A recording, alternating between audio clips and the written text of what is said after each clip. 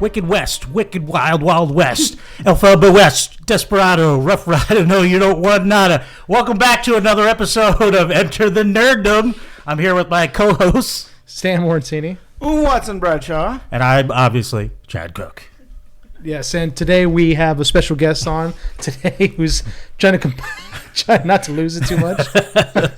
Tiffany Sutton on Instagram. Follow the Yellow Brick Girl, influencer who is closely connected to Disney Bounding and closely connected to Wicked, which is the movie we're going to be discussing today. But I think first we should just I thought we were doing Wild Wild West. So we're going to do 2 hours of in-depth Wild Wild West talk. Well, that's just on the CD. It's going to be on the CD. Oh, okay. Yeah, see, just the soundtrack. The director's cut, yeah. Welcome, Tiffany. Thank you. Yes, welcome. And I'm shocked that song was not on the end credits of Wicked Part 1. I know. Right? Yeah, what happened man. there? Yes, Yeah. bring back rap credits. Yeah. Right, seriously. Will Smith reps every movie. Every single, that's his contract from now on. Exactly. But we have Tiffany on today to discuss a Wizard of Oz movie that just came out recently that everybody loves. I haven't heard of it. Oz the Great and Powerful. No. Yes? No. No? Yes. Oh, no. No? Oh, no. It's actually Wicked. I'm leaving. Thin Ice, Stan. Yeah. Thin Ice. The Wicked musical, the adaptation into a movie that has just recently come out, the powerhouse that is in theaters right now. Yeah. And Tiffany is I don't want to say fan because that's not even the word, right? I'm an Oz historian. Historian. Ooh, Oz fancy. historian. Yeah. So we thank you for coming on. Yes, we just wanted to have you on to discuss Wicked and your experiences growing up, loving Oz and loving Wicked. And thanks again for coming on. Yeah. Thanks for having me. Sure, of course. So let's just start off right at the bat. Wizard of Oz, you are a massive fan, massive historian of it.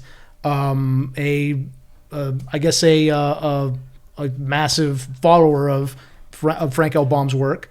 And for a while, the only person really out there promoting it, really. Yeah, it's true. There wasn't that much, other than Oz the Great and Powerful. There hasn't really been much Oz stuff in the last 20 years. Right, yeah. Yeah.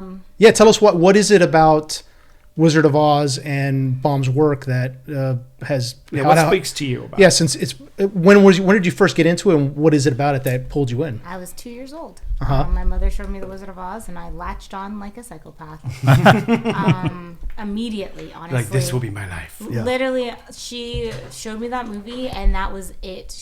Because I was so young, so I always get my initial stories from my mom. Mm-hmm. But she just said it was over. The minute I saw it, that was it, and I was just obsessed. And we would go places, and people would be like, "Oh," she always tells the story of how we were in an elevator one time, and this guy's like, "Oh, what's your name, little girl? You're so pretty." And I'm like, "Dorothy Gale from Kansas." And my mom's like, "Okay, now tell her your real name." And I got really mad because I was like, "Why are you blowing my cover, Mom?" As if he would have believed it. And I was like, "Oh, fine, Tiffany Sutton." But yeah, I don't know. I've always been drawn to it. When I was younger, I only wanted to wear red shoes every single day. My mom thought I'd grow out of it. Clearly, I have not, as I still do wear red shoes every single day. Mm-hmm. Yeah, right there on the toes. Yes, currently wearing a pair of my mini ruby red slippers. But yeah, I've just always loved it. It started with the 1939 film, which is not the original, which people love to think that it is. And they always complain about remakes. And I'm like, you wouldn't have had that movie if there was no such thing as remakes. So. But yeah, I have always loved it. It's always been just a huge part of my life. And then my mom showed me more and more after I latched onto that. And, she... as a huge Michael Jackson fan, she was like, "I need to show you The Wiz." That also increased my love. And then I saw Return to Oz, and from that, you had nightmares for the rest of your life. No, it was Return to Oz that introduced me to the books. I don't think I knew about the books before Return to Oz as a kid, and that's when I knew that L. Frank Baum had written a series of books, 14, and there's even more that are canon, and because of the people have taken the mantle to keep so writing. Even after he passed away, they dubbed a royal historian of Oz to continue the stories, and there are about 40 books. They've called the famous 40 that are considered canon. Yes. No, I have not read all 40 because I just don't have it in me. But eventually, Osgo Hawaii is just bad. Yeah, literally. Like, maybe one day I will, but I've read all of the L. Frank Baum books. But nice. Would you like to see them turned into a show, maybe? Like, because there's so much? Absolutely. There's never been a faithful adaptation of The Wonderful Wizard of Oz ever done. Ever. Really? Yes. That 1939 film that everybody loves is nothing like the book. No. What is that? What's the big? What are some of the biggest differences? It's a dream. Even though Oz is not a dream, it's a real place. There's no questioning that. Dorothy goes back multiple times and eventually moves there with her aunt and uncle.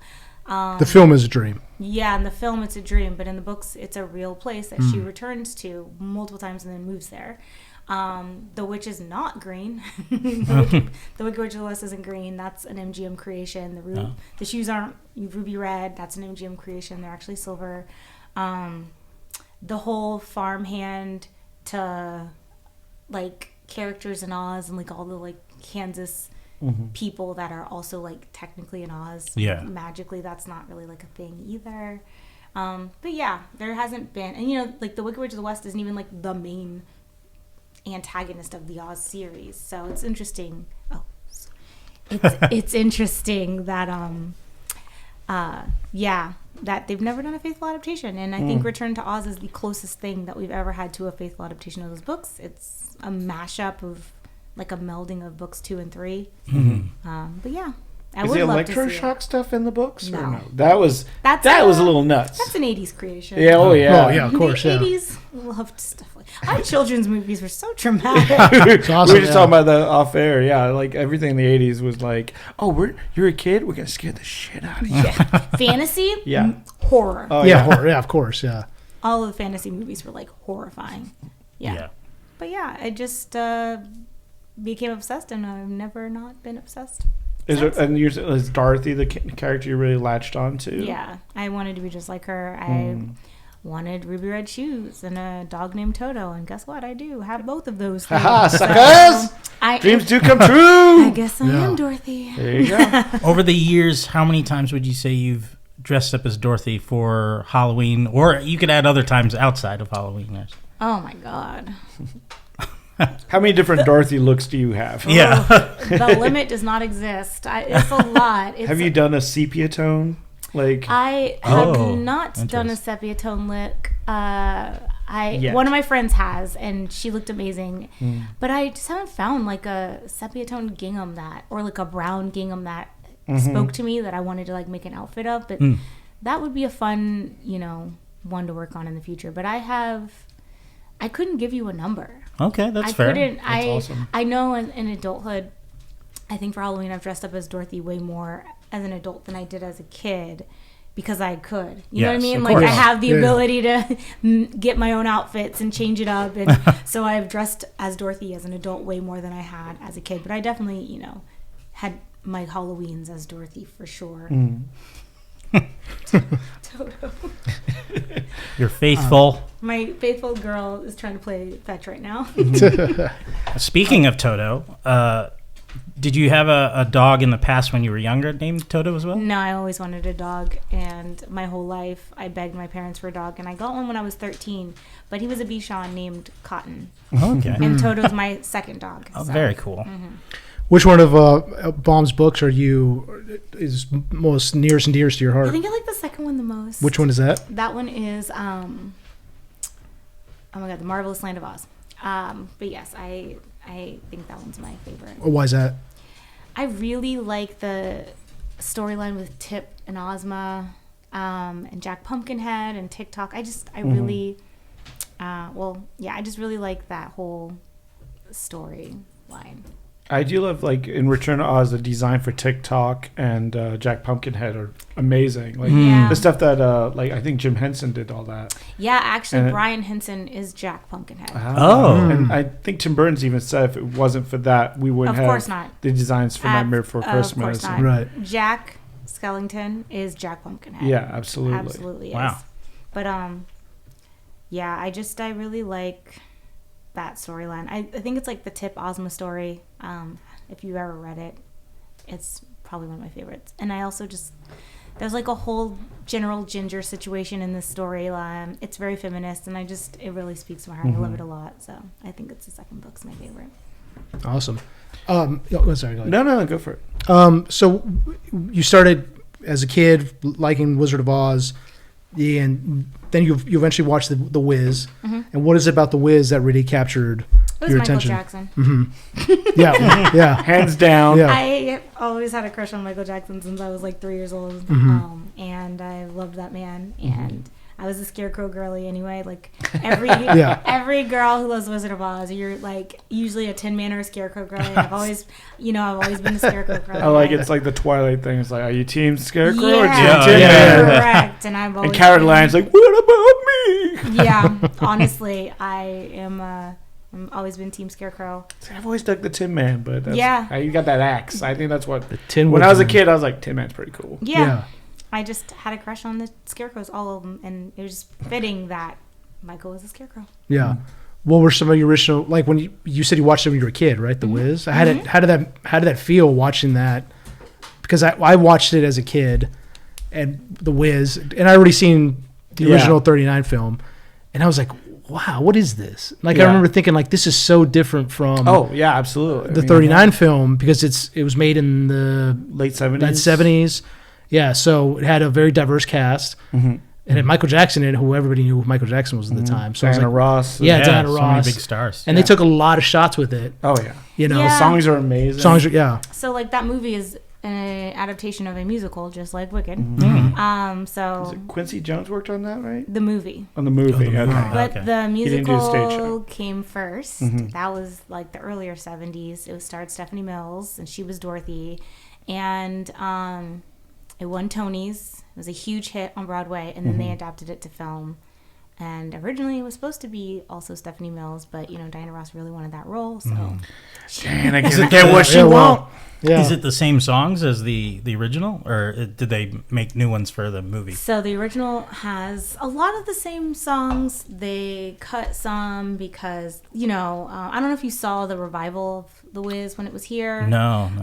But like The Wizard has a song, but since it's like Richard Pryor, he doesn't really sing his song. They do play like some of the score has like some of the notes of his song in some parts.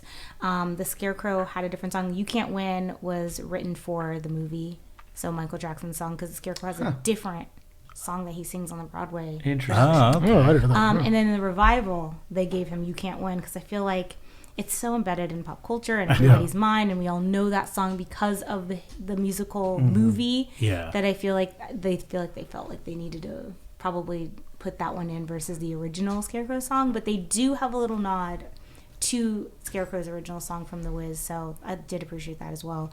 But yeah, if you're ever curious, you can always listen to that Wiz Broadway original soundtrack on YouTube, because it's not streaming on anything besides that, but it's on YouTube if you ever want to listen to the original Broadway songs. But Andre DeShields was originally the Wizard. I don't know if you've heard of him. And then there was 2 cast members that are originally from the Broadway production that didn't make it into the movie, and that was Mabel King, who was Eveline, the Wicked Witch of the West, and the Lion, the actor who plays the Lion, Ted Ross. He was in the original Broadway cast and got to be in the movie as well. Oh, that's great. Okay, wow. I meant to ask you earlier, is Dorothy that we seen in the 39 film, is that, or I mean, I guess, is she fairly more accurate? Yeah, more accurate with the books, or less accurate? She's old. Her. Oh, she is. Dorothy's supposed to be like, I feel like in the first book she's probably like 10 or something. Yeah. Oh, but, really? Okay. But technically Dorothy's supposed to be like 5. So like no. Oh, wow. She's supposed to be like little. Yeah. Like young. So no. That's why I think like everyone kind of was like Frusa Bulk was A little more age appropriate. Right. Yeah. Fruza was a little more. But Fruza Bulk's performance as Dorothy is so good. I love her Dorothy. She's so cute. Does not get a lot of credit for it, No, unfortunately. That movie's kind of been forgotten.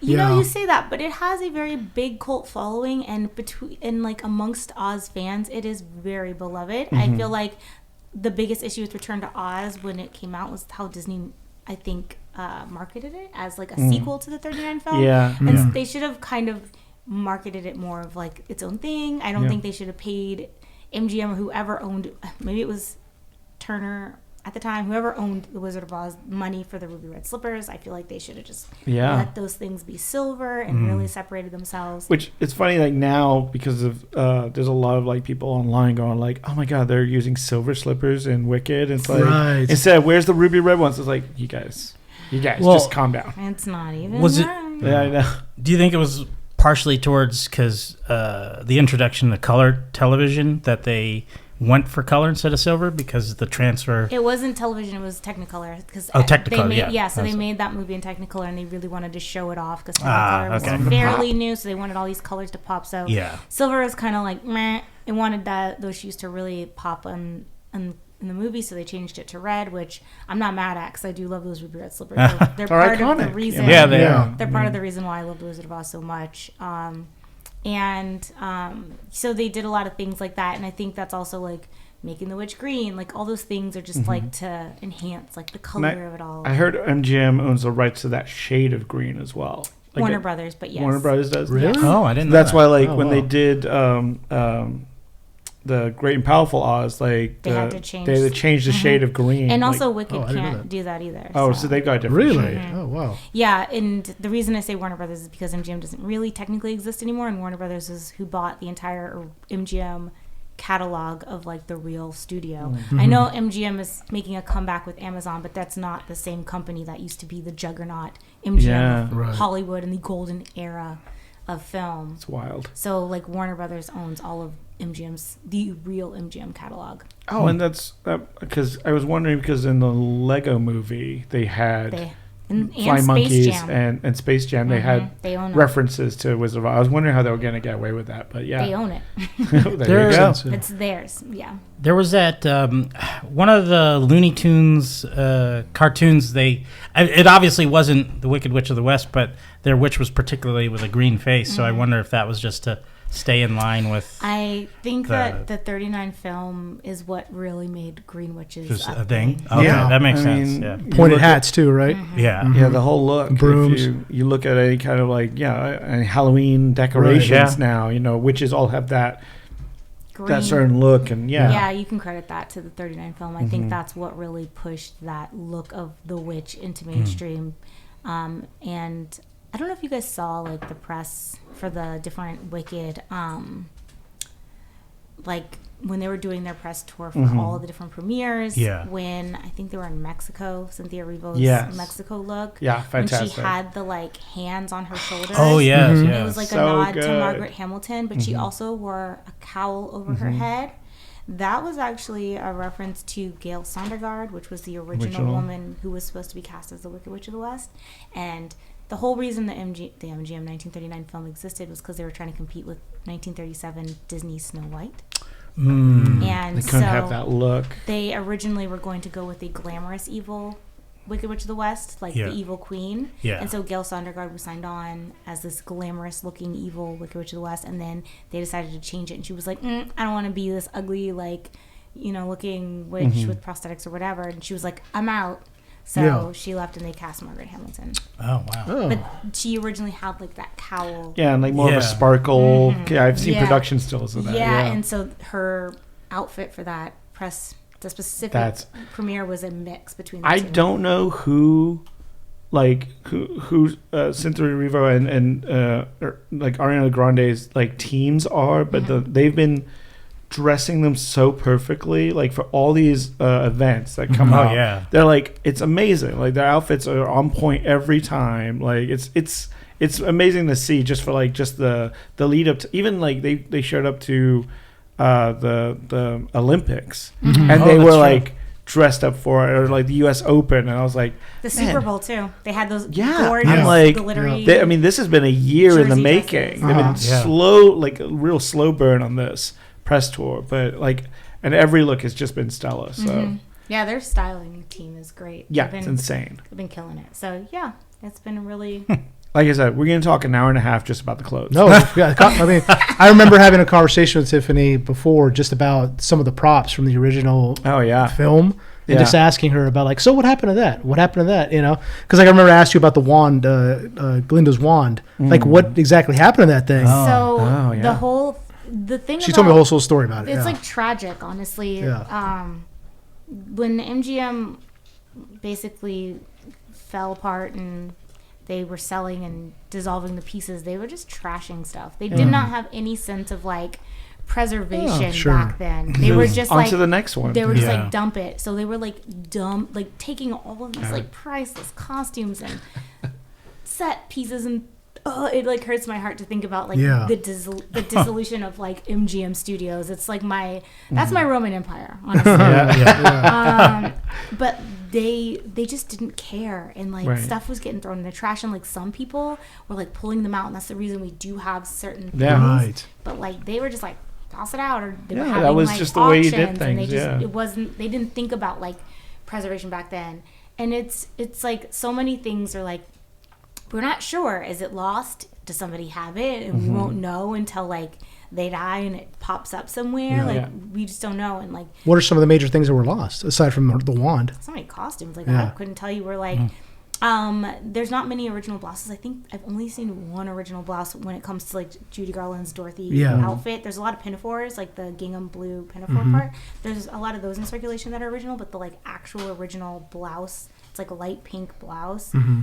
It's not white because of the filming and the lights and everything. So it's actually like a light pink blouse in real life. But I think there's only like, I've only seen one original. Most of the time when you see them, they're just like recreated. These are screen worn? Yeah.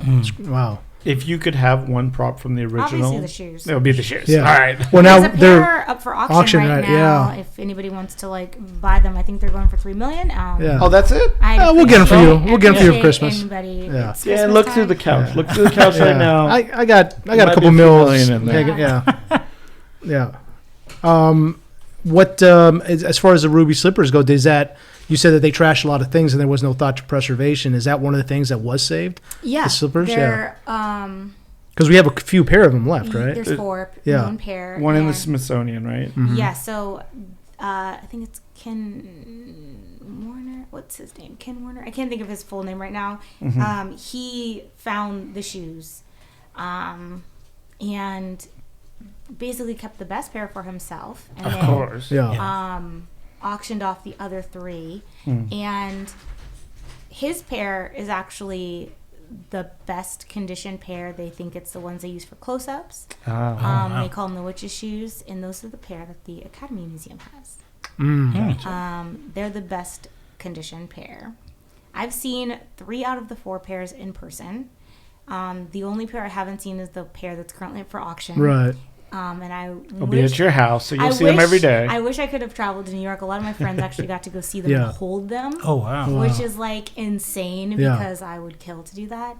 Just give them a sniff. Yeah. It's wild. But there's a pair the Smithsonian has. They're like one of the worst conditioned pairs. The pair that the FBI just recovered is the ones that are up for auction. Yeah, so they were lost for like a decade? They got stolen from a museum. They were on loan at a museum. Oh, wow. Somebody stole them thinking they were like real rubies or something. Somebody. Sure. Somebody. Yeah. Sure, They Tiffany. caught them. Sure. It wasn't me. You set up your patsies well. We know. It definitely wasn't me. You're fall guys. It was not me, but the FBI recovered them, and it was a joyous occasion.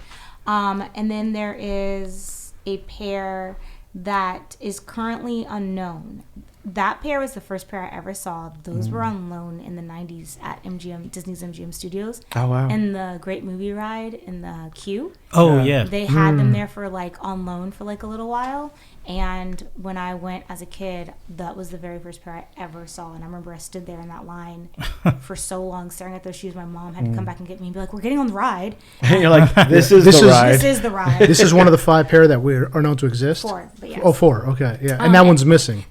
Somebody bought them and then like put them in a vault and was like, no one's seen them since. It was Prince. And people are like, oh, I'll pay you to like show your pair, and they just like haven't done it yet. So everybody's like not sure what happened to them, like where they are, who is in actual ownership of them. Everyone's just playing the waiting game. Like. Yeah, they'll hopefully resurface again. I just don't think. I honestly, my think they'd be thing out is, now. I do not think people should just own these shoes. I think they need to go to museums. I think they should be on display for everyone to see them. I hate that people can personally own them. I hope that whoever gets these shoes that are up for auction, I hope they get put in a museum. That would be wonderful. of the 4 pair, do we know how and where she wore them and what scenes? And is there a catalog for that? Is, Or I mean, some type of record? I don't have like the exact information on those things, but there is speculation for like some pairs. Like, oh, we think that she might have worn them in these scenes, and like they've match up certain things. But I'm not the expert on that. But there is a book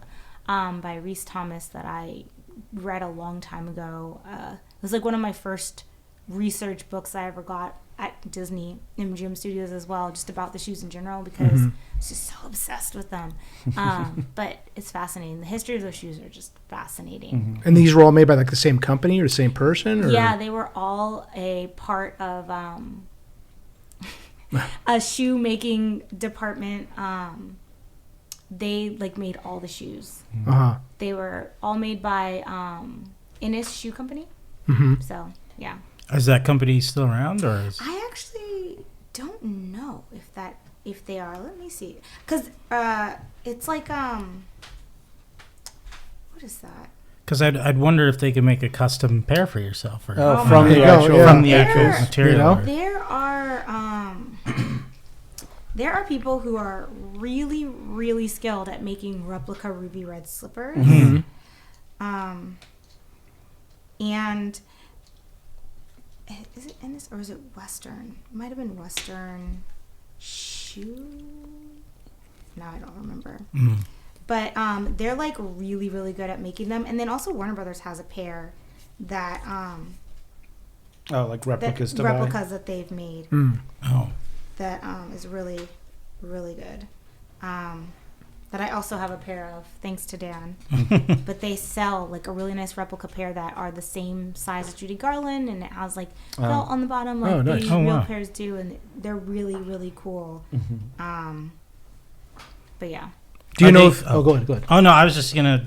Are they basically flats, or are they more like ballerina-esque? The shoes, they have a heel. Oh, they have a heel. Okay. They have a heel. I'm trying to figure out... I can't remember who made them, but I... Do you know if Judy Garland ever kept anything from the movie at all? Did she take anything? No? Just an opioid addiction. No, yeah, well... Did she ever... Unfortunately, that, yeah. Did she ever think... I mean, like, I don't know if at the time... Wizard of Oz blew up immediately. Like, it wasn't a great success at the time. Wasn't apparently, right? It was like a blockbuster. Okay, so the reviews were not great, but it was still like people still went to see it, and it did well, I think, at the box office. But it was kind of panned in the reviews and things like that. Like, yeah. But it didn't really like pick up steam until years later, right? Like when TV started. Yeah, right? when they started replaying it's like It's a Wonderful Life because it bombed in the beginning, and then it picked up a lot of steam later. And it got its footing, when they started putting it on TV and playing it every year, and people would gather around to watch it before we had like VHS tapes and stuff like that. And yeah, it's one of those things, and it's funny because Gone with the Wind came out in the same year, and that was the movie that everyone blew up. Yeah. Also, big year for movies. Also an MGM film. So, wow. One of the directors, because Wizard of Oz had many directors, one of the directors left to go film Gone with the Wind. Yeah. Yeah. Wow. Do you think that, as far as like Judy Garland's career went, did it really help her career, that movie, or did it kind of? Oh yeah. Yeah, it was definitely like a hit for her. Like that's the movie that she's most beloved and remembered by. Right. So yeah. Yeah. I mean, sure. From what I read, I remember she was a little upset. They gave her a little Oscar, like an honorary Oscar. Yeah, she had like a juvenile Oscar. Yeah, she was a little pissed off about that because it's like it was kind of like, oh, you're good enough, kid, kind of thing. Yeah. How old was she in that? Wasn't she like 18, 19, 16? Oh, wow. Oh, wow. Yeah, okay. She turned 16 on the set, so she was like 15, 16. Oh, awesome. And so I know this has been like a big, I guess, treasure hunt in the past, but the actual Yellow Brick Road itself is completely lost. There's like no pieces of it. But like there was a couple years ago, I remember I read a story that somebody thought it was under one of the sound stages that the film had been, and he was like petitioning the studio to like rip the floor up. Yeah, because he thought it might be under. Those are all like not real. Those are all like what do you call them? Urban Legends. Urban Legends. Yeah. Oh, yeah. It was never a road. It was Right. never anything. It was just on an elevated state. It was like elevated on like, so it was never even in the ground. Oh. It was like a raised stage, and it was just on top. It wasn't. It was there was- painted. Yeah, It was- it's not. okay. Yeah, it was never like a Okay. real Right. road at all. So Do yeah, you- it do was just you a know- set that just got, obviously it was crap. So it got destroyed eventually at the end. You know, like Have you heard the urban legends of the Munchkin Bar? the Munchkin Bar. Yeah. What's the Munchkin Bar? So I was working at the studio, and this old guy told me the story, and he was like, telling me this is true. He was like, so when they were filming Wizard of Oz, all the little people who played Munchkins all stayed at like a local hotel. It was the Culver Hotel. Thank you.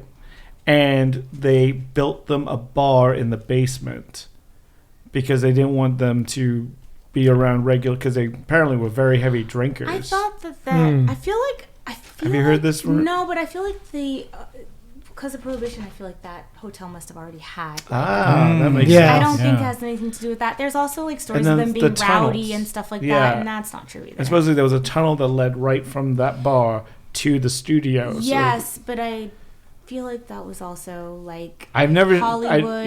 There's a lot of Yeah. like. yeah, and I don't think it had to do with them. I think it was more of like, I don't know if it was Prohibition or if it was just like a way to get their actors get actors through. through Right, with sure. that. So- But yeah, I don't think it had to do with like the actual actors playing the Munchkins or anything like that. Because there's also like accounts of them being rowdy and like Right. and like being like none of that's real. I don't Well, think any of that's yeah. like founded. But This guy swore by it. He was like, "No, I've seen the bar. yeah, It's I tiny." think, Yeah. I think there is tunnels correct and all that other stuff because I literally just was in Culver celebrating the 100th anniversary of MGM and the Culver Hotel, and I think they were like telling me about that, but I think it was more about transporting Right. people Yeah. It makes and- more sense. Yeah, Just over the years, just the I feel like you know. that was before that movie was even made. Right. That, Probably. that they had already had that stuff built. Oh yeah. Wasn't one of the last people who worked on the film was one of the actors who played a Munchkin? Oh, who left? Was left alive? Yeah, Yeah. one of the last people left alive. Yeah, I believe so. Yeah, That's right, yeah. the oldest living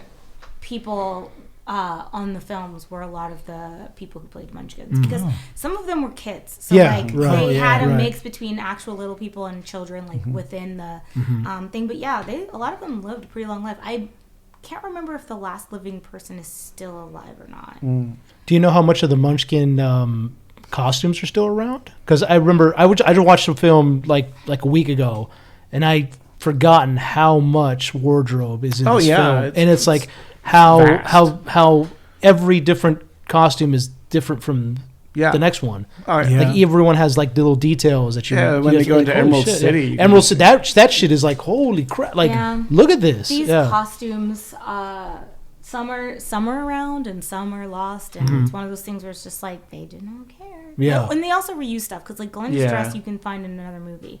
Cannot think of the movie. It all just ends up but- at a costume house, and then But they Right. rent them out. they like repurpose that dress for another film, and you can actually like see it in another MGM film as well. So it's just kind of those things Yeah. where like some stuff was just like, we just repurpose this. Right. Do you know the story about the wizard's coat? Right? That Is that a story too? Is that urban legend as well? yeah. Oh. That's- What's your urban legend? That is my very good friend Tori. She's like, because there's some people who still believe this. There's some people who What's your urban legend? It's basically that the coat that the wizard wears in the movie belonged to L. Frank Baum, and that they had his wife come and verify, and It was like found in a secondhand thrift store and kind they of thing. found it, wow. and it had his name in the collar, and they used it in the film for the wizard and all this stuff. But it's one of those things where there's no founded evidence for that. Like Yeah. they don't have any like photographs of Right. said inscription in the code or any verification on And it. that coat's not around anymore. No, it's and like you it's- think that'd be one thing they would It's- hold on to. Right. It's like one of those things that they were just like, it was great PR that they invented for Yeah. the studio. She's just like, it's studio PR. But there Yeah, are we use people, the writer's jacket. Yeah, Yeah. put that out there. basically. And so I mean, I don't have a team or a side on this. I'm like, it'd be fun if it was real, so I'd love for that to be real. But also, Tori makes some good points. She's like, where's the evidence? You would think that if this was so real, you'd have some kind of photographic evidence that any of these things that you claim happened. I just love all this like fantasies that have been coming out of this movie for years, almost 100 years old. The Pink Floyd, or I mean, I guess that has some reality. Yeah, some which it kind of matches up to the I guess the feel of the album itself. Yeah. Yeah. Yeah, if you start the album at a certain time in the movie. Yeah, I remember that from high school. I also have that on DVD already matched up. Dan got me that one time as well. So Dark Side of the Moon, I have like literally it's just Dark Side of the Moon mashed up already with Wizard of Oz. You just play it and it's already... It's like a heartbeat there when the Tin Man shows up, I think. It's just a really cool coincidence. That's awesome. And so Wicked just recently was released. Yeah. And... What'd you say? yeah. I haven't heard a thing about it. Yeah. I'm sorry, what's Wicked? No, we're not... okay, let's just end the podcast on that. Yeah. So what did you think? Obviously you love the film, and you got a chance to interview the actors. You got to tell us about that. Oh, yeah. But tell us your initial thoughts. And I know you've already made them pretty public on your profile page, but on Instagram and all your socials. Yeah. But let us know, like, what did you think about the film, and how did it move you? So originally Wicked, just so little backstory, is a novel written by Gregory Maguire back in 1995. Just so y'all know, it's 30 years old, and it is not canon to the Oz books at all. It is fan fiction, if you will, basically written, and a lot of its references and things are taken more from the 1939 film than the Oz books themselves. Because obviously Elphaba is green. Yeah. And that's like one of the main premises of the story, which is a 39 creation. And so a lot of the things that they take, because the 1939 film is so popular and so beloved, and it's the thing that people think of when they think of The Wizard of Oz, and not the books, that's pretty much where I think most of the lore that Gregory Maguire was using is drawn from. Yeah. And fun story, but Universal bought the rights to that book years and years ago with the intention of making it into a film. But then the idea to have it be a musical came up first. So they made it into the Broadway musical Interesting, first. Okay. And then eventually they were like, well, we'll get to the film, we promise, and we're finally here. But it was always initially supposed to be a movie. Interesting. Yes. Wow.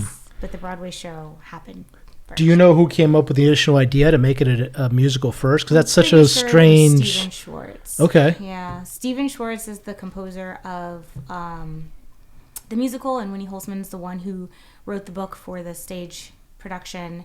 And they also had a hand in the current movie as well. I got to interview them, which was so cool. Nice. But yeah, I really do think it was like his, like, I think it came out of like, oh, this would make a great musical. I feel like that's how I remember hearing the story. But so yes, the musical came first. It is my very favorite musical in the world. I've seen it 13 times, and it will be more by the end of February. So it's coming back. It's coming back when to did you? LA? Oh, yeah. And next week. Actually. Next week, yeah.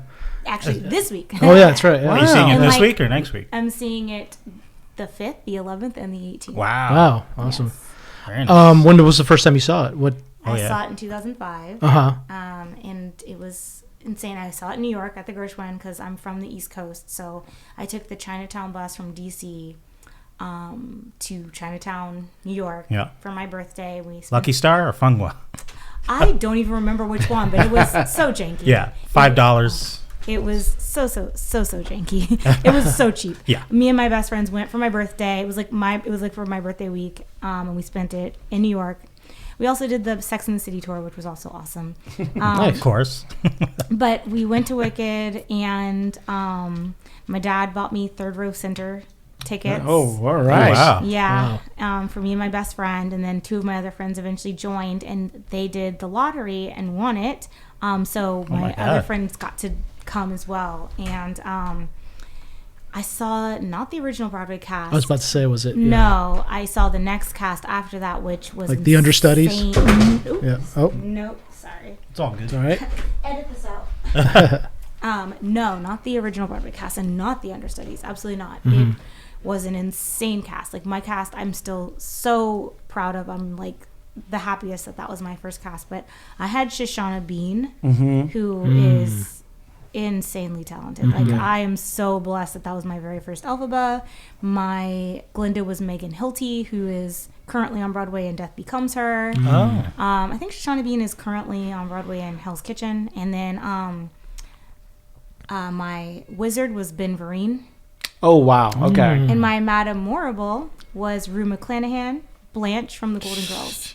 Wow. Yeah. Imagine that being your first cast. That's like, a killer cast. Yeah. I mean, stellar cast. Yeah, correct. I was not hurting for a cool cast. Like, I am so proud that was my first cast. Like, honestly, still the best Wicked I've ever seen in my life. Did you hear the music from the musical before you saw it? Absolutely not. No. Oh, okay. So, Absolutely not. Like, so you went in blind. I purposely do not listen to musicals before I see them because I want to be affected so much. And this musical meant way too much to me for me to listen to that anytime before. The only thing I had seen was the Macy's Thanksgiving Day Parade performance because I can't afford that. I'm never missing the Macy's Thanksgiving Day Parade. But I think it was just one short day in the Emerald City, so it wasn't that big of a deal to see that. It wasn't anything like big. You know, it was just a really cool, cute number, so that didn't bother me at all. But no, I purposely. It had only been out for like a year and a half, so it was easy to avoid it because Wicked debuted on October 30th, 2003. And I saw it summer of 2005, so it hadn't been out that long. Right. Okay. Wow. And so, so Wicked, the movie itself, how did it make you feel? Like you saw it before it was released, right? I saw it really, really, really early. Uh-huh. I think when did you one see of it? the first people to have seen that movie. I think what John Chu told me was we were one of the first audiences to see that movie completely full. So like completely finished. Where did you see it and how did you get to see it? Universal invited me to go see that movie on October 2nd. And I saw a very exclusive private screening with only like 20 and this was the final edit version. Final edit. Wow. Everything was done. Everything was finished on October 2nd, yes. And they had 2 exclusive screenings, one in New York and one in Los Angeles. And I went to the Los Angeles one. It was at the San Vicente Bungalows, which is like a really really private club. But they have like a screening room there, so they held the event there. And I can't remember where they had it in New York, but I did have some friends who got to go to the New York one. But it was a very small and intimate like group, and it was really cool. And I think that was a really cool thing for Universal to do. They just invited like the biggest Wicked fans that they knew. We were like, I think some of the first people to see it completed, and it was crazy. How was that experience? It was great. I don't think I would have liked to see it any other way for my first time because it was so private and so small. I didn't have to worry about other factors like being overwhelmed by other things. Like if the premiere had been my first time, I think I would have been so concerned about like the premiere of it all as well and all those factors that it would probably just be like too overwhelming to really focus in on the film. But since it was just go see this movie in this like, little screening room with a bunch of fans, it's probably the best way I could have. Did they have signs saying "Do not sing along"? Absolutely not. Because because that is not a thing. No one is singing in the theater. Somebody on TikTok thought they were so funny making this trend, and everyone jumped on this trend. But people are not singing in the theaters. Like this is not like it didn't happen for The Greatest Showman. Well, I mean, I guess nobody knew the words until like later, but it didn't happen for like Les Mis or any other of these like In the Heights. Like no one was singing when these movies came out. Right. I don't know why all of a sudden people think that everyone's just gonna all of a sudden Jump up and forget start. about how movie theaters work. That just happens for Taylor Swift. Oh my god! That did happen for Taylor But Swift. that's like a concert. It's concert. That's Yeah, not a exactly. movie. Are you hoping for a sing-along showing? Because I know sometimes they do those. They are doing a sing-along. Oh, they are? Yes, Okay. starting on December 25th, Christmas Day, you can go to sing-along versions of Wicked. So they are doing that. You gonna go? Absolutely. Have you seen it in 4DX yet? I saw it in 4DX on Oh, the really? 18th. It was 3D and 4DX. Oh, wow. So they had like early screenings for Amazon Prime members, and you could see it on the 18th. And so I did that, and I chose 3D 4DX because I want to see Wicked in every single format. I'm gonna say you're hitting I'm it all. almost finished. Tomorrow I will have seen it. I think I'm going to see Screen X tomorrow, and I think after I do Screen X, I will have seen it in every format. Nice. Wow. So tell us what it is about this movie specifically that gets, because I've seen some of your posts. You're literally crying. Oh yeah, Yeah. all the time. Yeah. This musical is so near and dear to my heart. It is my favorite musical in the world. The day I saw it, I knew I was gonna love it, but I didn't really know how it was gonna impact me, because like, I don't know, it was just something so different and fun, but also, you know, Oz, so it spoke to my heart.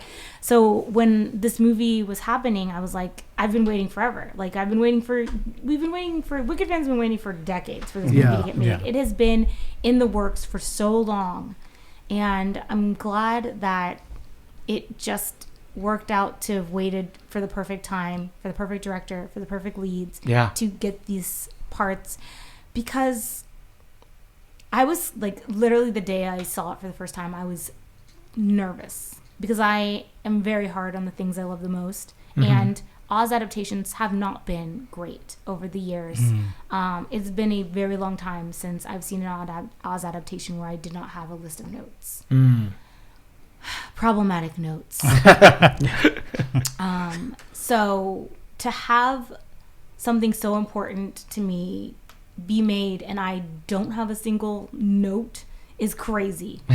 Like, nailed it. They really took the time to make sure that they were honoring a 100+ year lore and world more than I've seen anyone do ever.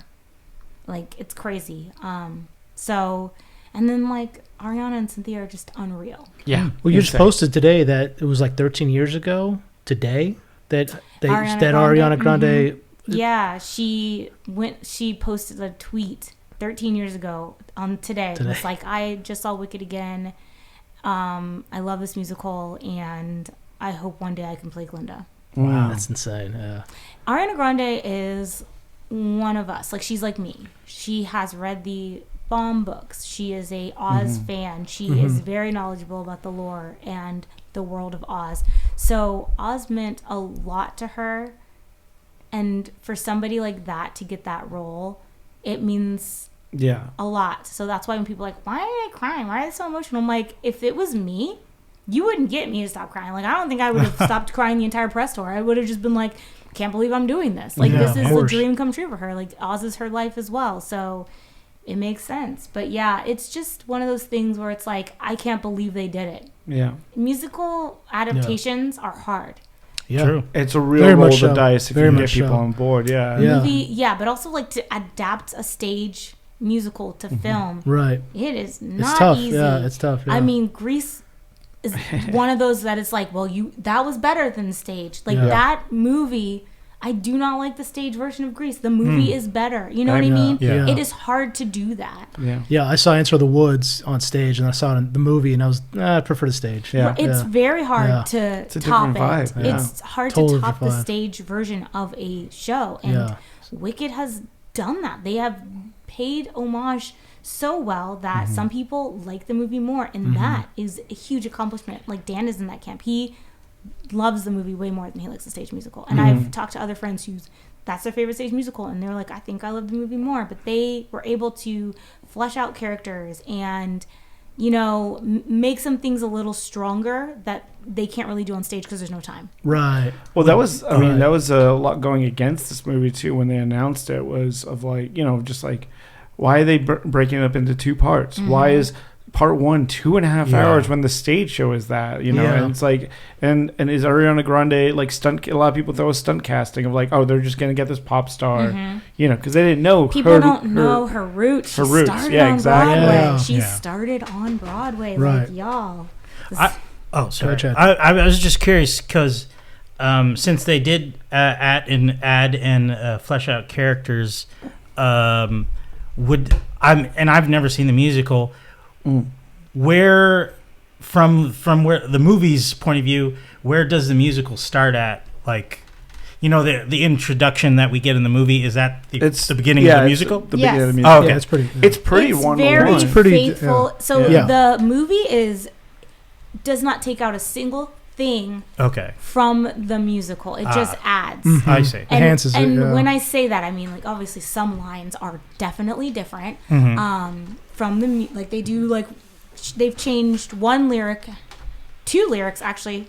There's 2 lyric changes in the whole movie, and then some of the lines are either taken out or changed, which is fine. Like it doesn't matter. Yeah. But they don't divert from like the structure of the musical. They just enhance it, honestly. Yeah, and I like how you say that about the enhancing, because there's a part where obviously you can't do this in musical because you're, as an audience member, you only have a certain amount of field of vision. Yeah. You know, if you're in the back, you're in the back. You know, if you're in the front, you can, even then, you can only see a certain amount. But there's a part where she does the dance. Oh, yeah. Oh my God. You do not get that. That's so all sped up on in the stage. musical, That- right? It's also not heartbreaking. In the No. musical. Yes, exactly. Yeah. She's it's kind of a moment where you giggle a little. Yeah. Yeah. Because her dance is It's kind so of silly. funny. Yeah. Yeah. And then she kind of like gives a motion to Glinda, like, go ahead and try. Right. And Yeah. it's kind of like a little tee-hee moment, but Yeah. it's Yeah. not a gut-wrenching Well, moment they're on playing stage. it so big on stage, Right. Because they're trying Exactly. to reach everyone in the back. Exactly, yeah. But also, the impact of that scene is so different the way that Yeah. they set it up in the film. Yeah. There's no tears on stage. It's Right. not gut-wrenching on stage at all. It's kind of just like a, oh no, that Yeah. stinks. But then also like funny because her dance is a little funny. Right. And then like Right. Glinda's, and then she she's got a little more defensiveness up against Yeah. herself instead of like a devastation. So it changes a lot of the emotional of that. Yeah, the emotion of that meaning moment. behind it. Yeah. And Completely in the changes. film, it's like how they're all laughing at her, and every single laugh, like if anybody who's ever been in that situation when people are laughing at you and you're such a vulnerable state, like every single laugh feels like a cut. Yeah. And in the Yeah. film, they did such a good job because every single laugh thrown at her feels Yeah. like they're stabbing her. Yeah. And you can see it on her face how Yeah. heartbroken she is, but she doesn't retreat. She's unreal. She's Yeah, she just amazing. she moves forward Yeah. and then starts doing Like, her you dance. can't, But you there's- can't keep me down. There's something about it too, because like she shows up, and I've never seen like on stage. You don't see that close of her face, even when I Yes, was like that's what I third mean, row yeah. center. I could not tell you this, but she was so proud of her outfit when she walked in that. Yes, that room. yeah. And she was a little excited that she got invited. And she was like somewhere. nervous to step in, like, Yeah. oh, she was like nervous coming out of her but shell. proud. Yeah. Yes, nervous but like, Like, she oh, like you know. adjust her hat, like, Yeah. Linda gave me this. Yeah, It like, goes with oh, my people- yeah, I look outfit. so I'm gonna dope. I'm Yeah. gonna look great. Maybe they're gonna like accept me finally. She has like a moment of hope in her Yes, eyes when she yes. walks into that ballroom. That makes that scene even more devastating. Yes. Where I was just like, what in the F did John Chu just do to us all? And Yeah. then Cynthia Erivo. Like, what is like that?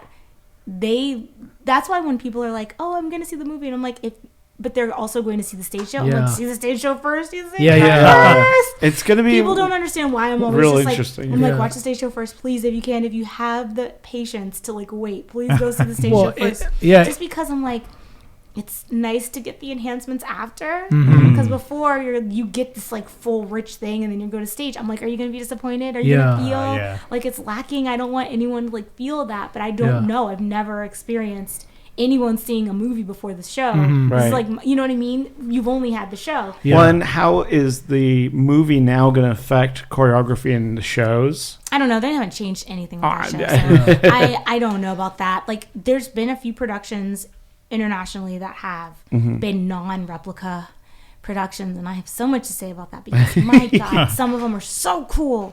I'm like, can you guys just do some of the stuff for the touring cast, even if you Right. don't change the Broadway one?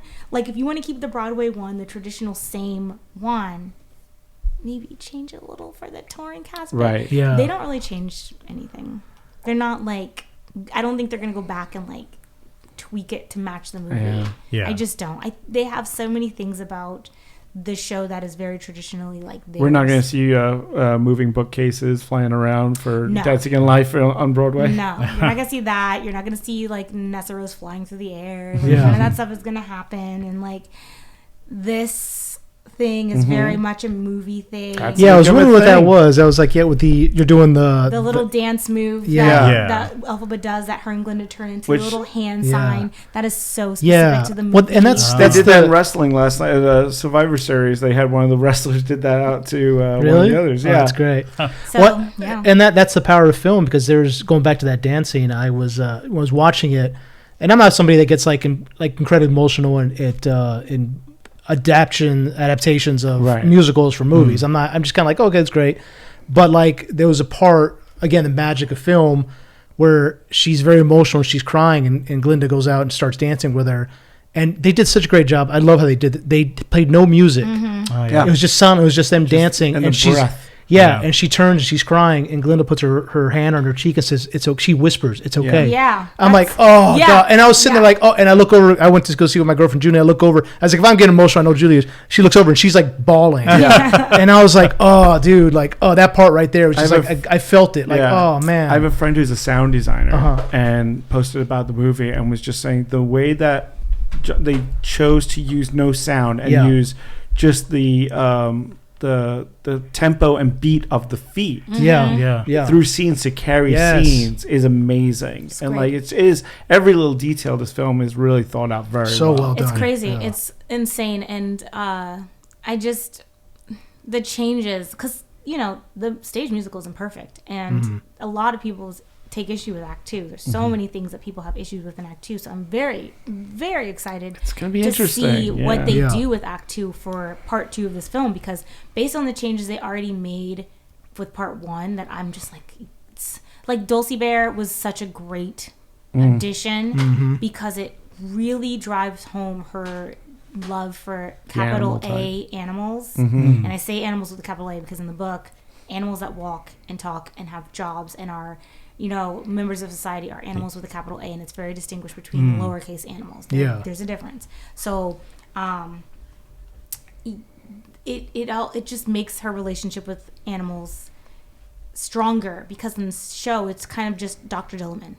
And you're like, okay, we just met this teacher and she cares so much, but we don't really get it. And the book has more, but it's hard to do that in the show. So to have the person who raised her be Dulcie Bear, and the only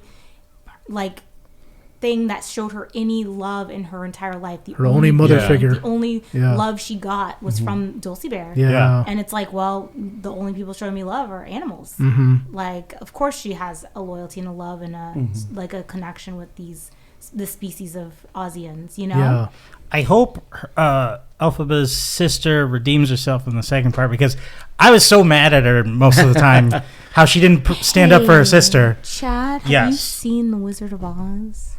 Well, yeah, I know what happens to her. Yeah, and do you know what they call her? Yeah. The Wicked Witch of the East. Correct. Do you think that's redeemable? Well, I don't know if from the point of view of this movie, it's like, oh, maybe her sister's not bad either. So I don't know. That's I mean, I think but they're were you definitely mad gonna- at Elphaba? No, But no. were you mad at Nessera? Yeah. Okay. Yeah. Okay. Yeah. Yeah. All right. I was wondering if I was supposed to feel mad at her, because Yeah. I was like, yeah. It's one of those things where it's like, you're not that upset about that house, are Okay. you? Yeah. gotcha. All right. Could you imagine if she was redeemable and they still dropped a house on Yeah, her? I'd be like, oh, that's damn. why I was like, oh, is something very sad gonna happen in the second part? I was Yeah. like, Dorothy is a child soldier. yeah, Yeah, It's just like, exactly. oh my god. Yeah. No, I don't know. Like, I'm not. Yeah. I mean, I can't imagine them actually changing Nessa Rose's character as far as who she is as Yeah. a person. But I know they're gonna make a lot of changes to Nessa Rose Okay. and Bach, because it's not strong in the stage production. Yeah. And I feel like they've already said there's going to be a lot of changes with those characters, so I'm very, very excited to see what it is, but I don't think we're going to change our But minds yeah, it about felt very who she undeveloped is. in the first one. And Yeah. this Yeah, part one, it's so. just rushed, especially Act 2 is shorter than Act 1. Yeah. And I mean, I get it, but also it's one of those things where it's like, well, the Wizard of Oz, so Yeah. fill in the blanks Right. kind of Right. thing. Yeah. Right. So I don't know, but yeah. So is in part 2, will Wizard of Oz be happening, but from Elphaba's side? Mm-hmm. Okay. I was curious. Yeah. If if Yeah. we'd be getting that or So not. the way that the movie starts is the way that the movie also ends. It's like a cyclical. Oh, okay. So like you will see how we get to the melting of the I witch. see. Yeah. All right then. Yeah. Yeah. Yes. I was curious. Yeah, if we were Yeah. gonna see all of that. Yes. So. Oh, because you haven't seen the stage show. No, I've not No. seen. You don't know Stage anything about the story. Yeah, and I No. love that you haven't Googled it. Thank you. Yeah. Yeah. Thank you for that because that's been driving me nuts. I have friends who have just gotten into Wicked and are like super hyped about it, but will not wait a week because they're going to go see the stage play. Yeah, but yeah. Googled it anyway. Right. Yeah. And I'm like, Yeah. what? And they're like, well, it's expensive. I'm like, do the lottery. Like, you've got, it's here Yeah. till February. So you've Yeah, got 2 you got months. Yeah. I'm like, guys, Yeah. it literally starts showing like next week. It comes on, literally opens in a few days. I watched it back in 2015. Was at the Pantages.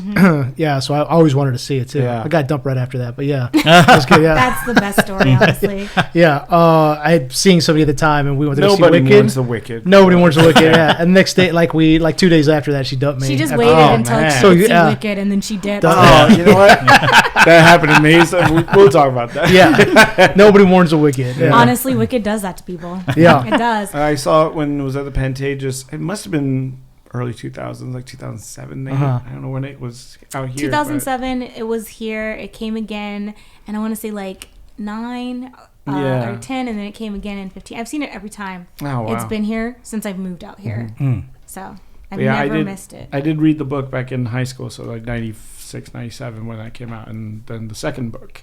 So I'm. Yeah, I Oh, mean, there's a just- sequel book? there's 4 books, Oh. but the sequels didn't start until after the musical. Oh, okay. Yeah. So like he wrote the book in '95, and then with the success of the musical, wrote the Wicked rest 2. of the series. Ah. I There's- see. But there's 4 books in the main Wicked book series. Yeah. Then there are 3 other books that he just wrote within like 2021, 22, 23 that are not in the Land of Oz, but in a neighboring land that is in the same universe. Okay. And I don't want to say who it's about because it's a lot of spoiler. Oh. So, but it's still in the realm. It's not like the Wicked years, but it's Yeah. in the Right. realm of the world, and he just created his own new land Oh, outside nice. of Oz.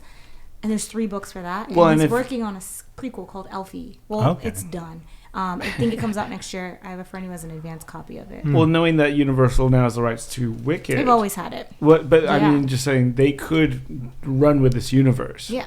You know, they might not do more musical versions, or No. maybe they So, might. But so it's been confirmed by Steven Schwartz in our press junket, not my specific interview, but my friend's interview, that there are more movies coming. Oh. Oh, wow. Don't understand or know how they're going to do it. The problem is that the musical diverts so much from the books. Yeah. You can't continue the story using the Oh. book plot at all. no. So they have to come up with something more original. Yeah. Or they might use the new Elfie book that's Interesting. coming out. Well, I that- don't know what they're going to do, but That those 3 books that are the separate universe, could they just do those? Like, or no? It, it doesn't work. oh, really? Nothing Okay. works, and I can't tell you why Yeah. until you've seen the show. Are you going to see it at the Pantages?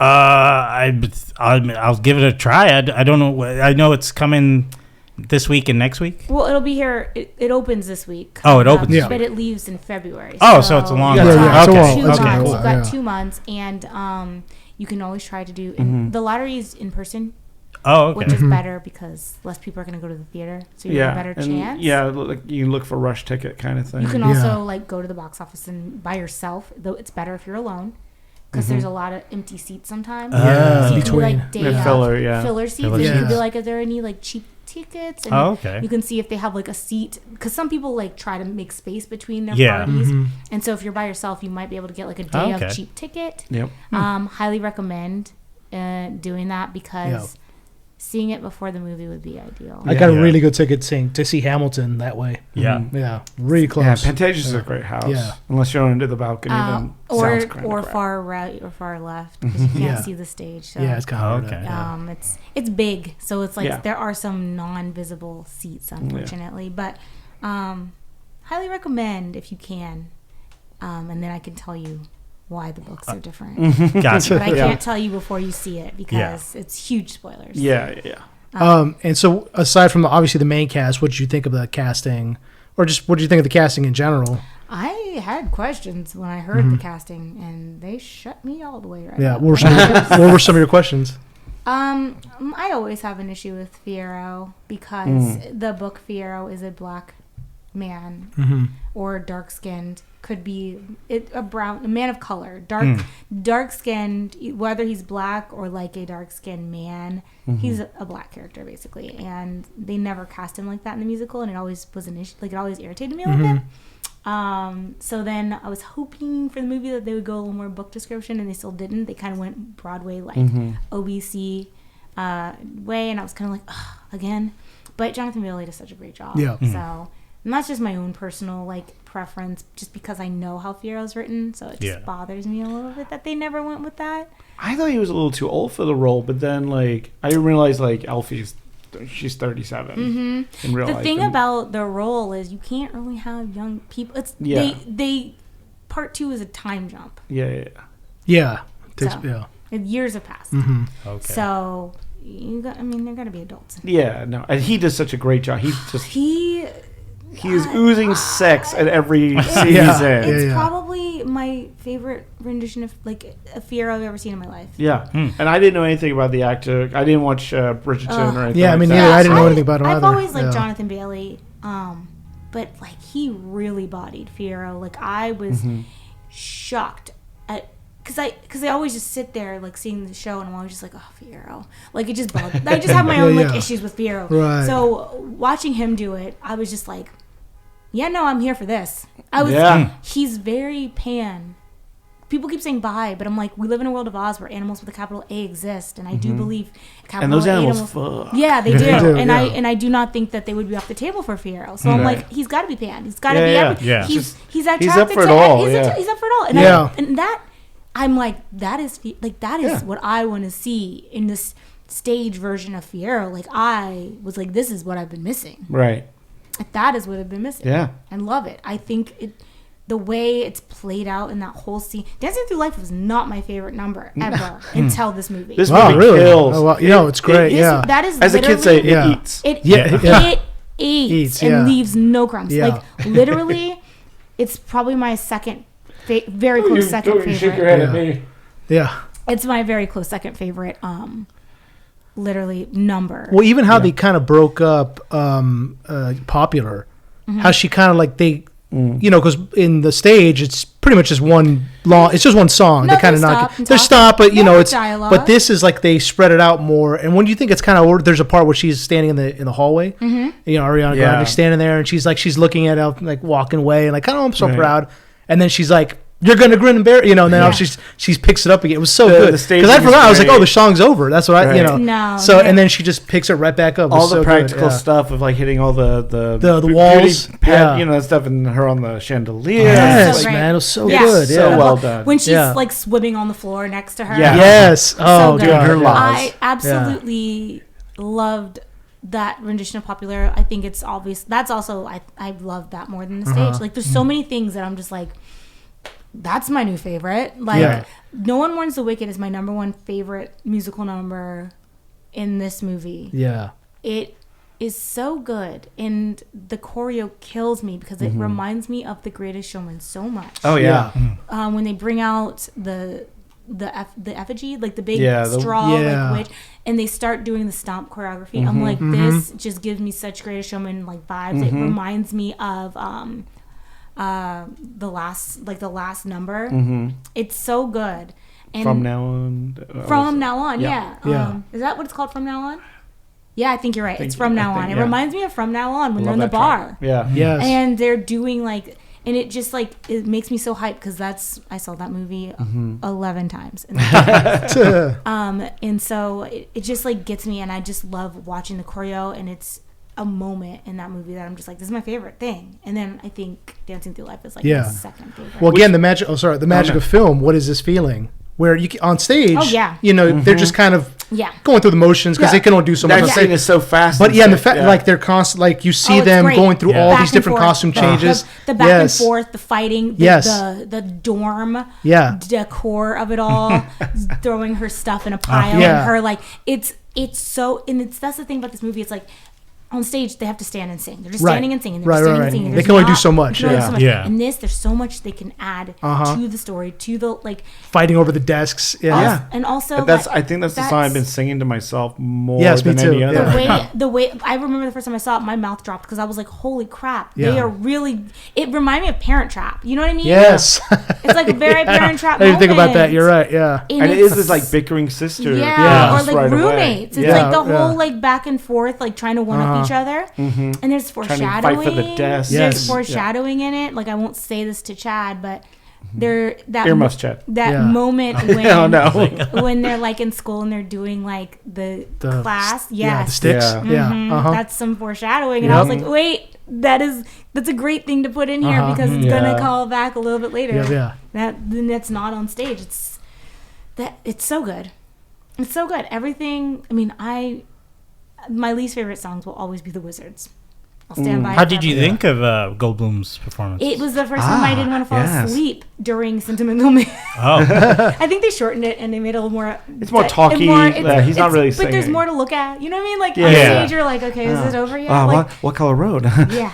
Like Yeah. but, Red like, or even- blue? Yeah, even like just the musical number in general. Like the Wizard songs are my least favorite, and Yeah. during that Sentimental Man, I was like, well, there's something to look at least. You know, Yeah, like, I'm yeah. not Yeah. bored. yeah. There's nothing boring on screen. Yeah. Right. Every There's always little something. detail, Yeah. and knowing that it's mostly practical, like it's like 90% practical. They Yes. built those towns. Mm-hmm. He planted those tulips, Yeah. Yeah. which is insane. I love Well, it. and the stage of the of Shiz University Yeah. is like the Yeah. actual. The where, way they like, just walk in. you're just like, they there. built You're this. immersed Yeah. Yeah. in it. Yeah, yeah. They lived there. Yeah. It's gorgeous. Because I read Every that little when she's detail. coming on the boat, that was all real. Yes, Like they, it is. Yeah. and there's It- people. I was like, what the fuck? Ariana posted right. on her stories her own. And I think it's like a post, but it's like her walking through Shiz while they're setting up for one of the filming, and it's just like the crew, and she's just walking through Right. the hallways Yeah. and up to the water. It's like, Or like, yeah, I saw crazy. the behind the scenes of the Emerald City where it's Yeah. all one. It's a one shot. Really? Yeah. When they're doing that song and they're going through One the short town. day. One shot, and they had everyone like just hit their mark, and Right, I right. mean, it's insane. Yeah. Yeah, It's insane. crazy. It's crazy how well John Chu just like he puts in Easter eggs that are so deep cut for people like Yeah. me. He like was such a great choice. the literal Yeah. like after I saw that the first time I saw the screening, I was literally scream in all caps DMing this man like I just couldn't. I was just like yelling at him in like all caps. He's now blocked you. It was all in excitement. Stop I screaming like, at me, literally Tiffany. screaming like, "This is like what in the f?" I was like, "This is insane." And he was like, "What Easter eggs did you find?" Because like he put in, yeah, like the chickens So at many. the Ozdas Ballroom. That was like if you know the books or if you know Return to Oz, like Yeah. Belina, the chicken. But then also, L. Frank Baum raised chickens, so it was like a twofer. Right. Yeah. It's like a twofer. That's right. Like it's crazy, like the stuff, the little things, and like when they're coming to Shiz, and I don't know if you noticed, I'm sure you caught this, but like they're talking about the professors and they talk about Professor Mombi. yeah. They like throw that in there, Yeah. and I'm like, ooh. And if you're in Dr. Dillman's classroom on the board, it talks about Ozma. It does. That's right. Yeah. It's like Ozma's written on the board. Yeah, it There's is. just like such good Just little little- Easter eggs in there that are so good. Scratch the itch. Yeah. Yeah, it's he really put in a lot of good. Yeah. Was the what's the name of the book? The The Grimmery? Grimmery. Yeah. That's a creation yeah. of Wicked. Yeah. Is Yeah. because I don't. It's in the book. Yeah. It's in the Wicked novel. It's And- not in the musical, is it? It is. It is. I don't remember that. Okay. Think about No Good Deed. I think so. Oh, okay, okay, yeah. And she has the Grimmery. Yeah. She takes the Grimmery from the wizard. Did they how it folds into this like weird shape? No, is that, that's from the That's from the film. movie. They Okay, changed yeah. the way the Grimmery looked for the film. In the stage, it's just a book. Yeah. Right. Okay. Oh, I do. Yes. Okay. Okay. Well, It's you like gotta be able to the- sell it at Universal Studios, and then it's like if Yeah. it's just a book, that's not you Yeah. gotta have a little. The whole monkey scene is just like that in stage play too. Like she's doing the thing and history is changing, and then they like peel back the curtain and you see all the monkeys. That's Right. also done on stage too. So like that's all the same. Yeah. Wow. Yeah. It's a great. How did you feel? I didn't. I knew who the cast, well, obviously the main cast was, but I was like, I wonder how they have to include Idina Menzel and Kristen Chenoweth within this. I didn't look into anything just because I want to be surprised. It's funny how many people wanted them for the main roles. Yeah, like right. when they were talking about developing it to a movie. Now you're talking Right. about older. That's a little too much. Yeah, exactly. Yeah, but but so many people were like, they've got to be in it. You know? Yeah. Maybe 20 years ago. Right, exactly. Yeah. Yeah, but when they made their appearance, it's I was fantastic. like, there it is. There. How did you feel? Not only did they get an appearance, but they got a whole original song. Yeah. Yeah. That song is all original. And then they also like segued into the like Wizamania, like who's that? Like That's so I'm great. like yeah. they even let them like do the opening like notes into that song. I was like, this is. Because at first they like go back down and I'm like, oh, what a cute quick cameo. And then they pop back up and they're like, and they have a JK, whole we're about to sing. And I love the competition between them Yes. too, and then the competition between them and then the new. But well, there's no. But there's also they also include that moment in Act 2 between Kristen and Adina with their wands. Yes. And I was like, there it is. I see it. Yeah. It's so good, and the fact that she couldn't get her thing to work To turn on. And I was like, so Glenda Yeah. can't work magic. Just wear the frock. It's pretty. It's Yeah. Ball gown. Literally a ball gown moment for her. So they did. It was such a like fun fan service. Yes. That was such a great fan service. Like it couldn't have been any more perfect. You Yeah. gave them a song. You wrote them a song. Yeah. That's perfectly placed in this movie. That's such a fun moment. And then, fun fact: there's other cameos in this. That people aren't noticing because they're not. I mean, some people are because they're like me. They're not in deep. They're not in deep, but the people who are during that whole Emerald City number, when they're talking about the Grimoire and the wise ones and how the wizard can read the book, there's a woman that goes, "He can read it." That's Winnie Holzman. And then the one who says the wizard will see you now, that's Steven Schwartz. Oh, okay. I was wondering if he was someone because I was like, me too. Yeah, I thought he might have been make like pop someone up. who played.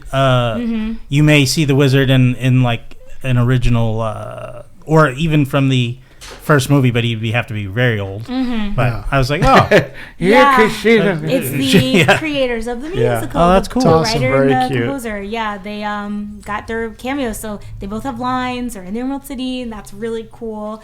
I personally am like wondering originally if the train conductor, the cute little man with the mustache, I wonder if that was supposed to be Joel Grey. Like I wonder if they wanted Joel Grey, who's the original wizard. Yeah. I like that would have been perfect for him, but I don't know if they like, Because asked him and he couldn't do it. pay a lot of or- attention to that character. yeah, That's and true. I'm like that would have been a great cameo for Joel Grey, and I wonder if that was Right. like intention, was the intention, but didn't work out. I don't know. That's a question I should ask, but can't yet.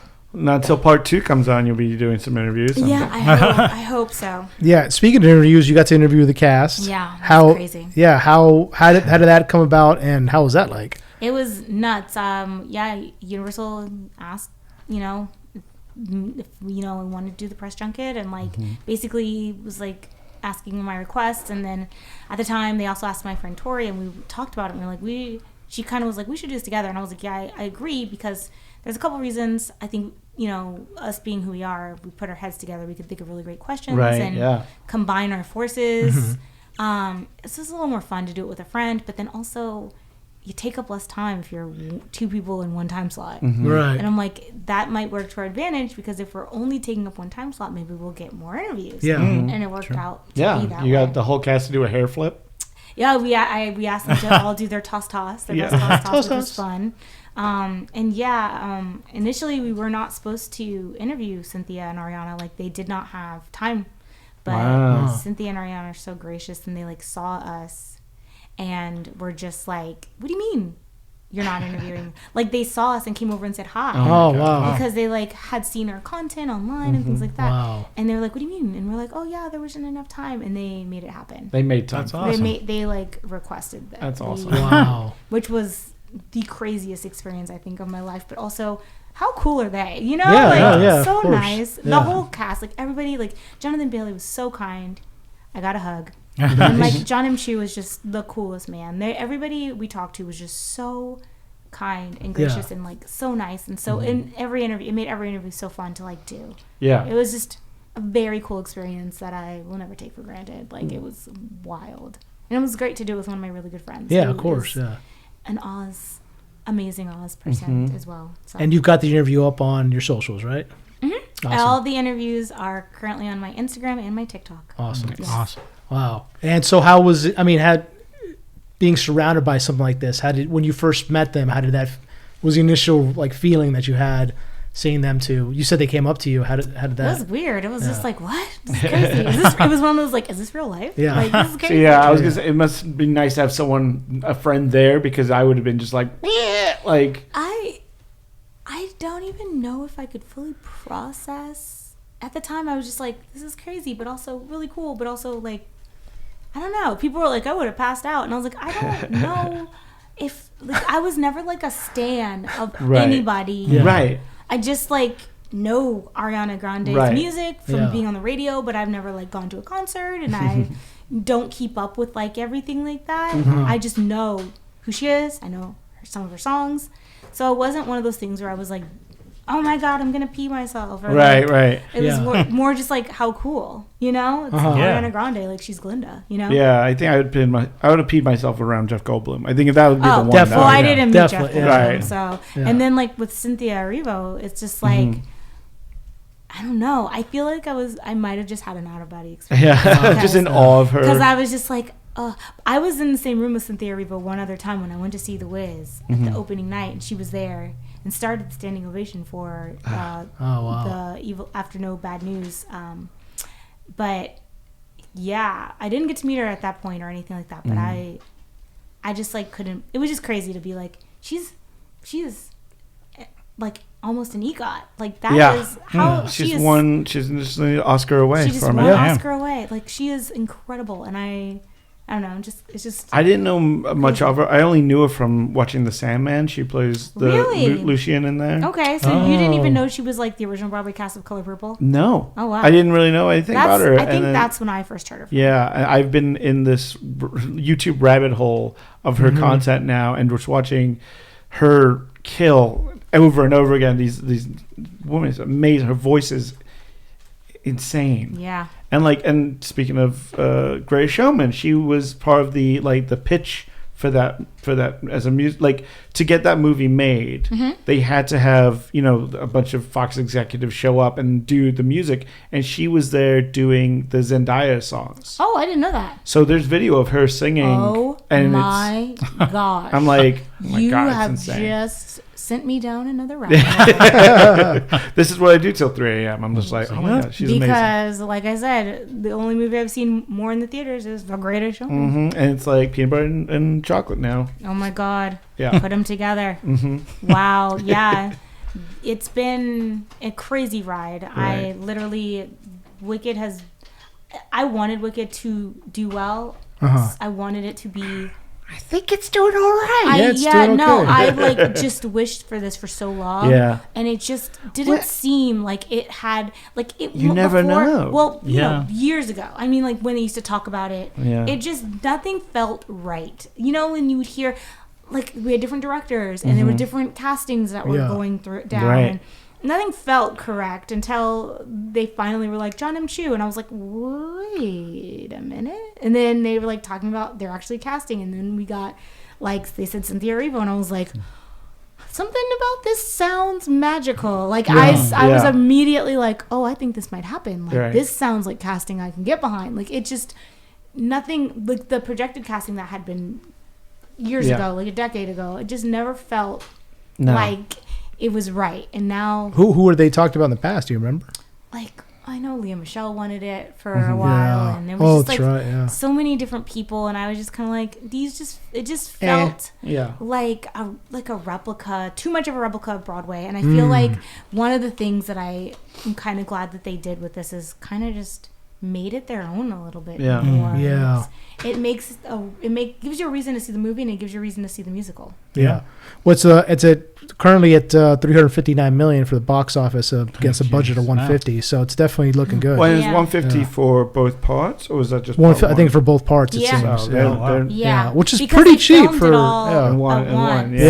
And that's the other thing where it's like everyone's talking about like numbers right now, but whose movie is everyone seeing multiple times? Right, exactly. I'm curious to see where Wicked stands in a couple weeks after everyone's seen it 20 times. Right, especially with the holidays coming. Yeah. Like, Sure. they- Yeah, and that's those numbers don't account for the Thanksgiving weekend. No. Right, which So, my wife Angel tried to go see it Oh my yesterday. god, can I tell you something? It's been sold out all freaking weekend. Yeah, Yes, she tried to I go see know. it. She was Yeah. like, every showing sold Every out. Yeah, showing. I know. It's crazy. And When- I was like, I haven't seen this in years. It was packed. It was packed theater when I went to go see it with Julie. Crazy. Yeah. She was like, because she was like, oh, should I buy tickets ahead of time? I was like, yeah, you should. She was like, Yeah. it's been out for a week. I'll Yeah. just show up. No. No. Yeah. Nothing. Absolutely not. No. And I got tickets for tonight, but you know how hard it was to Yeah. get tickets for tonight? Wow. crazy. I was like, Yeah. I wanted to see it at IMAX and City Walk, and they were like, good luck. Yeah. Like there was, and I looked for the whole weekend. Yeah. Every showing, every day this weekend was sold Yeah. out at the IMAX theater. Huge seats. So many, Yes. City Walk is a Yeah. real Right. IMAX. Yeah. Yeah. Those seats were completely gone. I tried to get those last for the when we saw it on Wednesday. Well, and everyone forget thought, it. Forget it. Yeah, everyone thought Moana 2 would decimate. With Yeah. the second I mean, week. it is. Did you But- see the numbers from Moana 2? No, not yet. It broke. It is huge. Yeah. Moana Like, 2? yeah, they literally just broke Frozen 2's record. Wow. And it's only been out 3 days, Yeah. 4 days. It yeah. hasn't even finished. Wow. Box office is $386 million. Yes. Oh shit. Jeez. Yeah. Yes. And Wicked's been out Kids for will 2 see weeks, it. and Yeah. this one's been out for 4 days. Like Yeah. 3 Yeah. days, 3 days, 4 days, like whatever it is. Moana's killing it. Yeah. But for a, yet again, 2 hour, 40-minute movie, you know, People are seeing it a lot, though. That's what I want to know. I want to know the numbers in a couple because you weeks. can't have Yeah. that many screenings during the day. Are they so, falling? Yeah. Is like the numbers are like this right now for both movies, but what is it going to be like in 2 weeks? so, yeah, Right. word of mouth Right. is because I've heard my favorite review of Moana was meh Moana. Okay. So Interesting. I haven't Yeah. seen it yet, so Yeah. I just yeah, haven't either. had time. But I will. I'm gonna see. It's a Disney movie. Of Right, course, I'm right. gonna go see it. Yeah. Like Disney's life.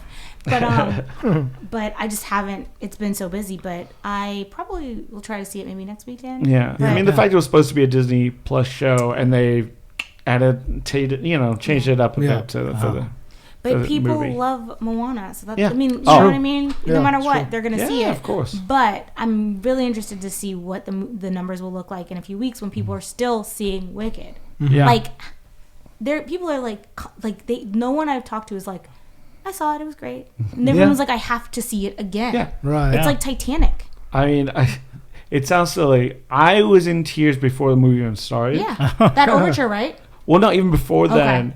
They show. I don't know if you saw it. There was that Xfinity commercial. Oh my god! Where you see like a young That girl, commercial made me bawl. and it's like they show the It's young Cynthia and young Ariana watching The Wizard of Oz as children, Right. Dreaming. Aw.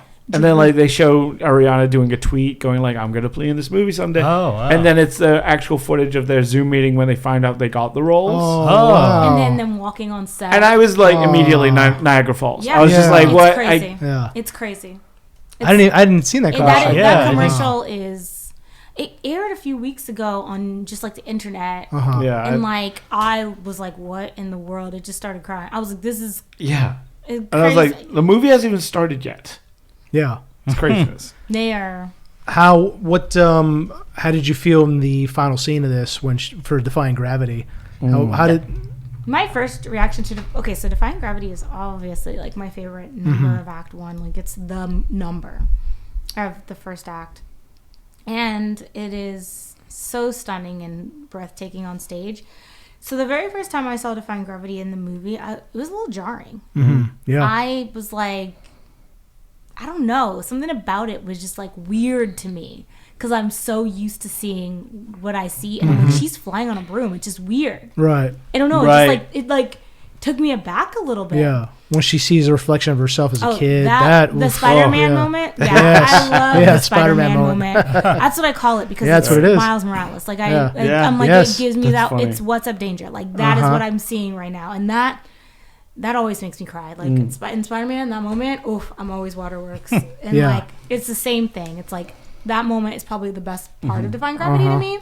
That and when they do the Broadway, when she's doing the Broadway hover Yes. every time, because that is the moment for me that like always gets me. So for them to make sure that they include that like iconic image of Right. Defying Gravity, I know she's got to fly, but God, I'm so glad they still gave her that hover with the Yes. cape. Yeah, that was really smart too. Of just like, okay, how do we Needed it. recreate Yes. that? You know, what is a practical effect in the stage show? Yeah. You know, they did with the black cloth to Uh-huh. kind of Yeah. cover up the mechanics that she's on. the lift that she's on. Yeah, and in this, they're like, no, it's just gonna magic cape. It's gonna get the, super big. the imagery of it all is Yeah. just that's the moment for me because it just takes Yeah. me back to the first time I ever saw Wicked every time, and that's what gets me. It's like that and the seeing her younger reflection. Yeah. Those are the two moments for me Yeah. in Defying Gravity that are like the moments. Yeah, again, the magic of film when they do the close up on her face as she's flying away, and she has like this. Oh, look she has of- the Iron Man moment? She has like this look of determination on her face, like, okay, motherfuckers, you know. I'm gonna break. You know, I'm gonna break speed barrier. And then she does they do the little sonic boom as she Yeah. takes off, and that's what the film. So I was like, cool. oh, So I was like, cool. oh, It's so cool. Yeah. Yeah. It's so cool. They pulled it off, man, and Yeah. I'm so grateful because I just Yeah. wanted And it Ariana, so bad. I mean, like, I just want to talk real quick about her performance. It's like she's so funny, She's so so good, good, yeah. and I know she's a great like mimic of voice and everything. And Oh yeah, she can do impressions like nobody's business. right, and I do get a lot of like Christine Chenoweth in her performance, like just even like the way she like. It's good moves- to see me, isn't it? Is straight from Kristen's mouth. I Right, swear. it's like it's so Yeah. crazy, like the way she bops her head, and and then still was able to make it her own. Yes. Yes. So she I- pays homage to Kristen a bunch. There's definitely some things that she says where it's like, oh, that Kristen said that. But it's like, is Kristen in the room with us right now? Like that literally sounds like her voice coming out of her mouth. But it's just like cute little touches like that. But she does definitely make it her own. where Yeah. It's like, this is And definitely. I really can't wait to see part 2 because that's going to be a big change for her character. And Yeah. you big know, time. like it's Yeah. and it's gonna get deep. It's gonna get crazy. So Yeah, it really is. I will say that this movie has exceeded all of my expectations and more. And I wanted to love it, and I wanted everyone else to love it, but I did not know it was possible to make it Yeah. as good as they made it. And Yes. I'm just so grateful that they did, because now I can just be like, great. is there a song in part 2 you're looking forward to? I am a no good deed alphaba. Like everybody's, what alphaba are you? Like what Right. alphaba do you prefer? I'm a no good deed girl. That's my favorite song. Okay. So I can't wait for that. Because I mean, like, you know, most people know most people know Defying Gravity. So I'm just surprised. Like, I wonder what people are going to take away from part 2. I'm waiting for no good deed. Yeah. I'm waiting to see what Cynthia does with that, because that is that is the alphabet song of my choice. Like when I go to karaoke and we're like, oh yeah, show tunes, like it's no good deed. Like that is Nice. that is my favorite. You've also gotten a lot of cool merch that Yes. companies have sent you. Yes, so much. What is some of the stuff you've been sent? What's some of your favorite? Oh my god, well, the base suitcases. Yeah. So good. I really needed luggage, so that one was awesome. And then I got a cardigan from the Roots. That one I bought myself, but it's such a great, I love cardigans, and it's a knit cardigan with like the Emerald City on it, and it's really pretty and cozy and like thick, and I love that one. And then, gosh, I'm trying to think of like, I think a lot of the purses I've gotten were really cool, like the lounge flies. Yeah. I was gonna And- say, like, I just got cake-worthy stuff, which is what I'm currently wearing, and I'm really excited about that. Oh, the Crocs. mhm. Oh, Nice. Crocs. I love Crocs so much. So yeah, the Crocs are also big. But yeah, the merch has been so cool. And like super cool and stylish. Like nothing's like too like, you know, you wait for like, you know, I'm a big like Tron nerd, right? So when Tron Legacy came out, I was just like, oh cool, like Tron merch. That hasn't been Tron merch since 1981. So I was like buying the hell out of all the t-shirts and stuff like that. But like for Wizard of Oz, there's not been like, it's not like if you're a Batman fan, if you're a Superman fan, if you're a Spider-Man fan, you can get stuff throughout the year. Yeah. Right? Yeah. If you're a fan of these real small nerdoms, Yeah. like you're waiting for this to come Correct. out, right? Yeah, the last merch boom that we've had for Oz was in 1989 for the 50th anniversary. Oh wow. That was the last. Not even for Great and Powerful, there wasn't a big. Oh God, no. I figured No? Disney would at least Why put are we merch out. talking about this crappy movie? Well, just because of the Ted It's Gentle, terrible. you know, No, connection. No. There was no merch boom for that. Like I got a.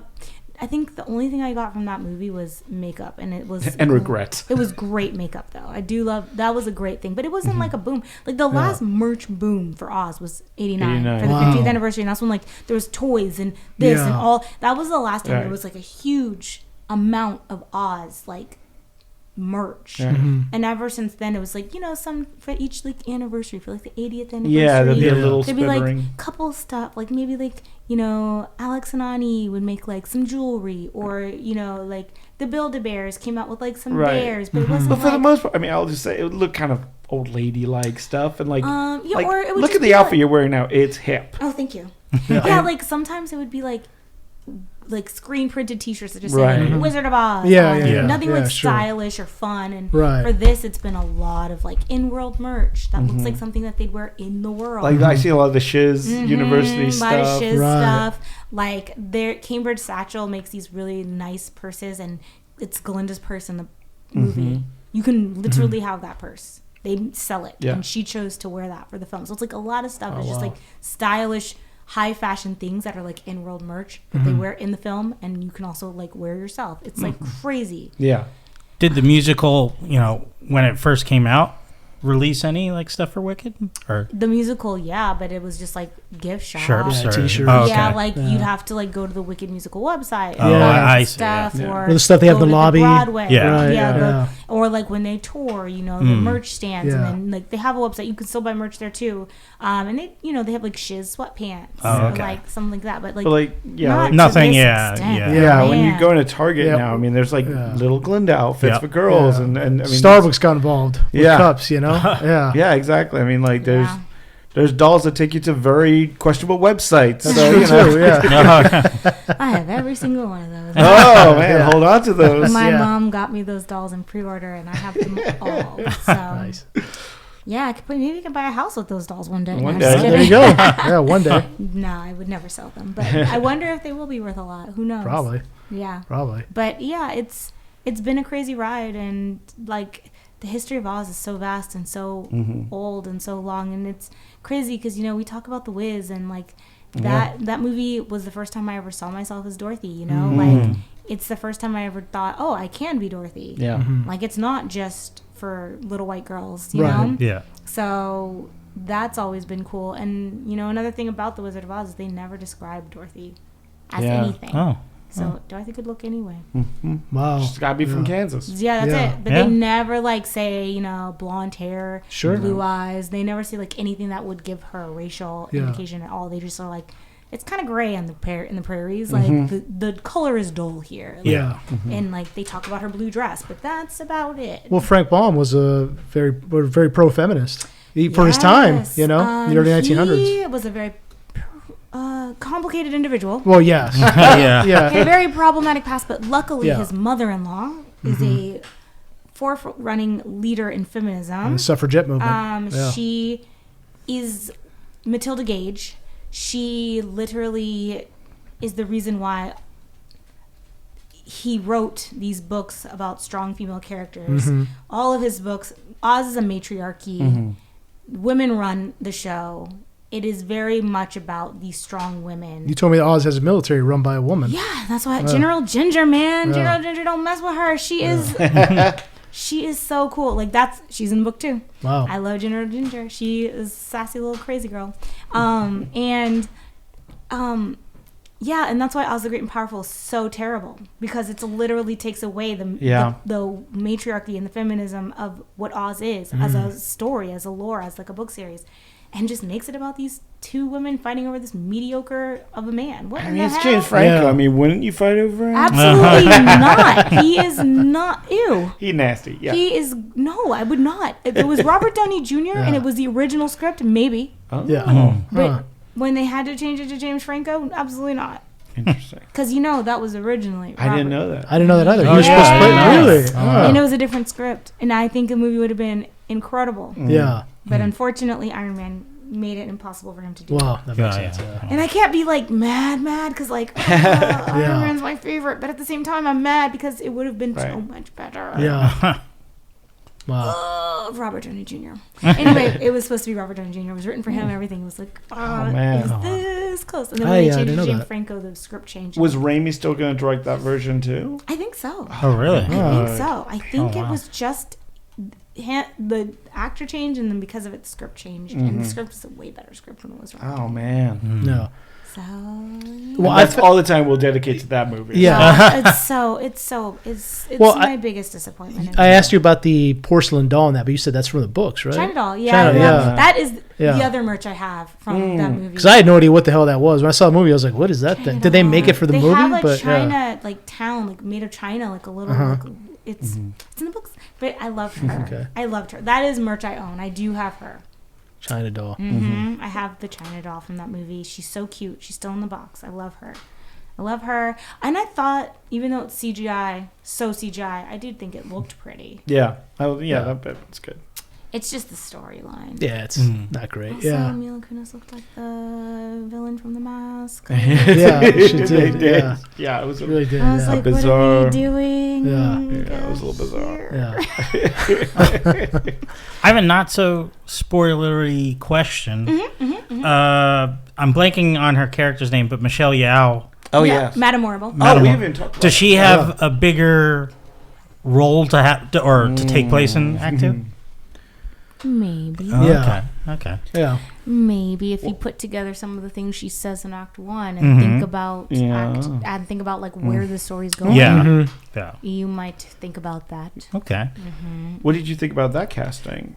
I like Michelle Yeoh a lot. Yes. I know she can't sing. She always talks about she's not a singer, but Madame Yeah. Horrible doesn't really sing much anyway in the show, so whatever. And like, Was that her voice singing in the movie? yeah, Okay. I thought she did great. Yeah, she's just like not confident. She's not a singer. Yeah. Like, that's Yeah. like if I took on the role, it's like I'm not a trained singer. Yeah. I might be able to. And you're pull off doing some- a second, English is her second language. Yeah. Yeah. She has the You know, accent. Yeah. So, but she's so menacing in that movie. Yeah, Yeah. she is. And Her costume is fantastic she too. looks So so good, good. dude. Yeah. And the hair and I just everything. the way she looks and her like stature and just like her presence is Yes. so cool. Yeah. I'm like, oof. Yeah. But I was excited. She has a stare. Yeah, It's when like, they cast yeah. her, I was like, yeah. Yeah. Yeah. I just know Madame Horrible, and I'm like, she would kill it. Yeah. Because I love Michelle Yeoh. Does that character though because she didn't seem very subservient to the wizard? So is that more of like their partners, or is it Maybe. okay? Yeah. Maybe. All right. Yeah. I'll Yeah. let part 2 figure it Little out. tease. All right. Okay. Maybe not. Cannot say. Yeah. Part 2 is coming out around this time next year, November correct? 21st, 2025. Wow. We'll have answers soon. Literally, Yeah, when exactly. the first one came out, it was 364 days left for the second. Like, Do you think they're gonna do a double feature feature, showing yeah. that? ooh, that'd like be cool. Yeah, I could see them Whoa. doing that. Yeah. 6 hours in the theater? Yeah. I could see them doing that. I would do that. Oh, I I know did that you for would. Thor. Oh, that's Yeah. true. I Yeah. Yeah. did that when They I usually saw do them at the Disney at the Outcap. LCAP. Okay. I saw Yeah. that. I did that for Thor: Love and Thunder when that came out. Yeah. I did a whole day marathon. We watched Yeah. 1, 2, and 3 before we watched 4 for the first time. Full I full. would totally do that. We did that for Oh, the Universal, Harry if you're Potter listening. movies. So If you're listening, do this. that was 22 hours in the theater for Harry Potter. That sounds Oh my God. Damn. Yeah. Yeah.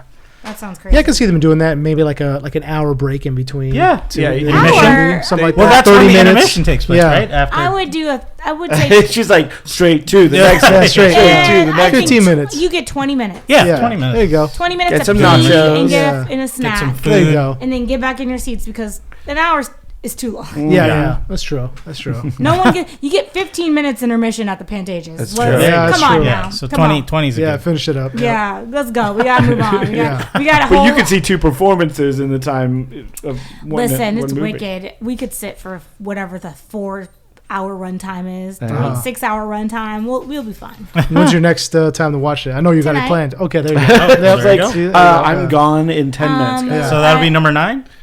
8. Oh, 8.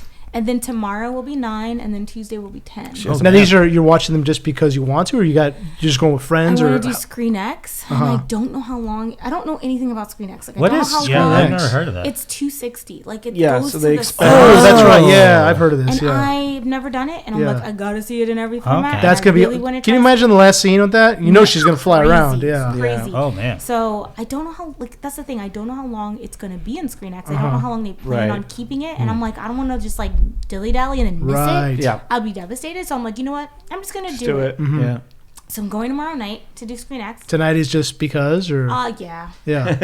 Tonight's for fun. I'm going The with day a ends friend. with Y, baby. I have a friend who'd only seen it once and was dying to Okay. see it a second time, and I'm like, I don't understand why my friends aren't asking me to see it with them. I think it's offensive that they'd go to the movies to see Wicked without me. Yeah. I think that's crazy. If you're listening, anyone who's done that is on my list. But everyone should be asking me to go see Wicked with them. Do you think that due to its success, Universal will push the second part forward to the summer, or you think that they're like, No, let's stay with this pocket? absolutely coming out. They've already announced the Yeah. date. So This is the best time of the year for it. It Yeah, is exactly. the best time. Like, Yeah.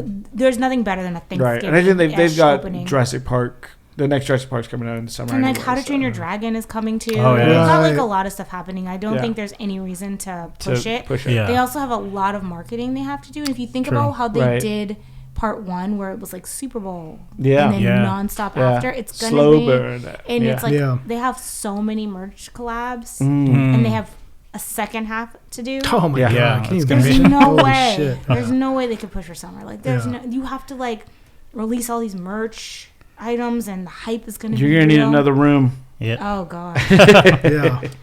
I don't know what I'm gonna do. It's gonna be crazy. Is there a piece of merch that you really want that you don't have yet? Yeah, I want that Cambridge satchel bag. Not the one that. Shout out to Cambridge Satchel. Cambridge, Bag. you're listening. Not the one that Glinda wears, although I wouldn't mind having that too. But I want the two-tone. There's like two-tone pink and green, like small bag. It's called like the little one. It's like half and half pink and green. I want that so bad. All right. Nice. Okay. There Yeah. you go. If anybody wants to be my sugar daddy or sugar mama and spend $300 on that person. Secret Sugar Santa, we're asking for your Hey. help. There you Hey, go. Sugar Santas out there. If you have $300, you want to drop on it. Well, really guess who puts it sponsors back. this podcast? Yeah. Oh, well. Cambridge Satchel. We'll work on it. Yeah. Congratulations. We each got one. You get a bag and you get a bag. And no, I think that one is like the one thing that I'm like, ooh, I really could. Because like, I haven't gotten the Build-A-Bears yet, but also like I could get a Build-A-Bear like that. That's Yeah. okay. Like that can happen. Like I'm not. The thing about this is I also like is because it's 2 parts. I feel like no one's in a rush to be like limited edition. Right. Yeah, that's right. true. Yeah. You know what I True. mean? Like Yeah. stuff Yeah. is limited edition, but it's like not a lot of it. Yeah. So like I have time, which I like. I'm like I get it for collecting's sake that you want stuff to be limited Yeah. edition, but I also get like, don't you just sometimes want the merch? Yeah. Right. And like want it to be accessible so people can get it. And Christmas is coming, and you gotta like have it in stock so people can give Christmas gifts and stuff. And I'm just like, sometimes I just want the merch. I don't care how valuable it is. I just want Yeah. the stuff. So Yeah, yeah. a lot of this stuff they call limited, but then they're like, "Oh, we're gonna re-release." Yeah, it." Yeah. Like Lush just came out with these really cool bath products, but I'm like, I can get them eventually. Like they're Yeah. not going anywhere. They've decorated their store, like the Century Yeah. City one, and it's gonna be like this all the way through till next year. So their products are still gonna be there. So I'm like, at least I don't feel like, oh, I have to consume it right now. It's like I Yeah. can take my time and like, Sure. you know, splurge on like a $10 bath bomb eventually. Like, you know, and those products aren't expensive, but it's like, you know, it's a lot happening at once. Yeah. So Are you gonna try to beat your Greatest Showman record? I'm almost there. Yeah, that's what I'm saying. Are The you punch gonna card is almost full. Yeah. are you gonna meet it at the same amount? you know, it'll be 10 by Tuesday. Yeah. Because of the fact that I wanted to also see it in the real IMAX theater, which is City Walk. So I'm going by myself actually in the morning on Tuesday just to like do it. I don't want to wait on people sometimes because I don't know how Yeah. hard it's gonna be. Like Yeah. these tickets have been selling out. Yeah. And I don't know how long they keep stuff. They're gonna keep Wicked in the IMAX. I just don't know. Stuff Yeah. is coming out still. Like I don't know. Aren't you? I thought I overheard you might be doing the Alamo House one. Yeah, that'll be 11, I guess. Okay. Yeah, I'm gonna do Alamo Draft House, but also the sing-along, so that'll be 12. Oh yeah. There Oh, you go. 12, there you Hey, go. I'm Yeah. gonna Then be- there you then, go. you know, you And got to I go to am- the really crappy like $2 movie theater when Yeah, it comes the out. re-releases, Where yeah. you're Yeah. like watching on an iPhone, Yeah. like Yeah. 20 feet away, like Yeah. squinting at it. Like this. I think this is my first time seeing it in a standard edition movie theater because the first 3 times I saw it, one was in a screening room. Second time was on the Universal lot at the press junket. They did like a press junket screening, so they have like their own like theater. Oh wow! And then the third time was the premiere, which was at the Dorothy Chandler Pavilion, and none of those were proper like movie theaters technically. Yeah. So this is my first time doing it on like a standard screen. Will be tonight because I did IMAX, Dolby, and is 40X a standard screen or is it a little bit bigger? It's a little bigger. Okay, yeah, it's a little bigger. 40X, Yeah. so, I did all those. So I haven't seen it. Yeah. Just like regular movie theater. So tonight will be that. And I was working actually at the Taper when the premiere was going on, and what they did with in front of the Chandler and everything was gorgeous. It was like they did such a great job. I thought, and you looked amazing by the way. It was a gorgeous dress. Thank you. My friend is very talented. Yeah, it looked awesome. Yeah. So how was that experience like being at the premiere? It was crazy. It was a dream come true. I literally in January my friends invited me over to do like a night where we make like our vision boards, like a vision board night, and mine was completely filled with like Wicked stuff. I was like, my vision board is I would like to be a part of the Wicked. I was like, I would like to go to the premiere. Maybe I can do the press junket. This thing is double-sided. Yeah, like, maybe I can do the press junket. Like I had like vision board. Right. So like to get to the end of the year and being like, well, that worked. You ticked all your boxes. I really did. It was crazy. So to be at a place where I was like really hoping I'd get to, and like everybody, I feel like all my friends were like rooting for me. They were like, well, if I get invited, I'll bring you, or if I, like, so like you're getting to the premiere no matter what, and so to have been able to experience that. And they had like a little cocktail lounge going on at the restaurant. Oh, it's awesome. Yeah, because the carpet was smaller than like a normal. Yeah, it looked that way. Yeah, carpet that they usually have. There wasn't any space for all of us to be on there when the talent like showed up and stuff like that. So they kind of just like pushed us through so we could like get photos and do like the whole walking the carpet thing and just see everything. And then we had to get off the carpet, and then they had like a little reception for us where we had like drinks and like snacks. They had theme drinks. Theme drinks? Yeah, there was like a Glinda drink that had like a bubble. Like when they do like the yeah. And then it like pops in as like smoky. Oh, that's cool. They had that, and they had like charcuterie boards and like some photo ops. So they had stuff for us to do. Nice. And then we could look out the window and see like we saw like Cynthia and everybody like arriving. So that was kind of cool. But yeah, it was a really fun experience. And then I got to watch the movie with the entire cast. Like everyone was in there. Kristen Chenoweth was in there. Adina Menzel was in there. Yeah. Andre like sat behind Adina. Wow. Like what? Yeah. He was literally like, could you go sit down, please? I can't she was literally right behind her. I was like, what? I would have passed out about. Yeah. Adina is so important. Because I am to also, your life. Oh God, because like if you don't know me, I am also the biggest Frozen stan in the world. My other dog, his name is Elsa, so I have a Toto and an Elsa. So you see where Adina stands in my life. I have lots of Elsa all over my house. Like I love Elsa. So I would have died. Yeah. I'm like, she's Elphaba and she's Elsa. Get out of here. Get out of here. Crazy. But yeah, it was an amazing experience. Nice. Wow. Yeah. It was so fun.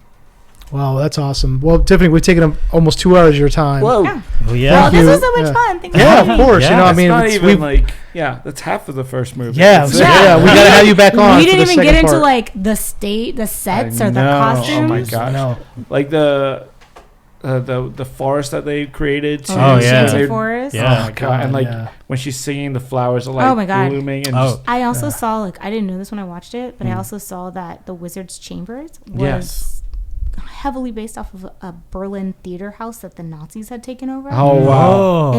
And like somebody posted like online the side by sides, and it is identical to this like haunting theater. Like holy shit! I didn't know that. Yeah. Like the details, Nazi but all details, crazy. Yeah, if they don't get a set design Oscar, I'd be shocked. Yeah. If they don't sweep the Oscars like 2002 Chicago, I'm going to be angry. Right. Yeah, you're right. Because Chicago did. That's right. Swept. They did do that. In 2002, they were Best Picture. Yeah. They took everything, and this is even. And I love Chicago, but this is even better than that. So if they don't sweep, I'm gonna be like, there's a bias here. Right. Yeah. You guys are purposely wanting this to not win because there's no way. And if Cynthia Erivo does not get an EGOT, I'm rioting. Yeah, seriously. I'm rioting. Mm-hmm.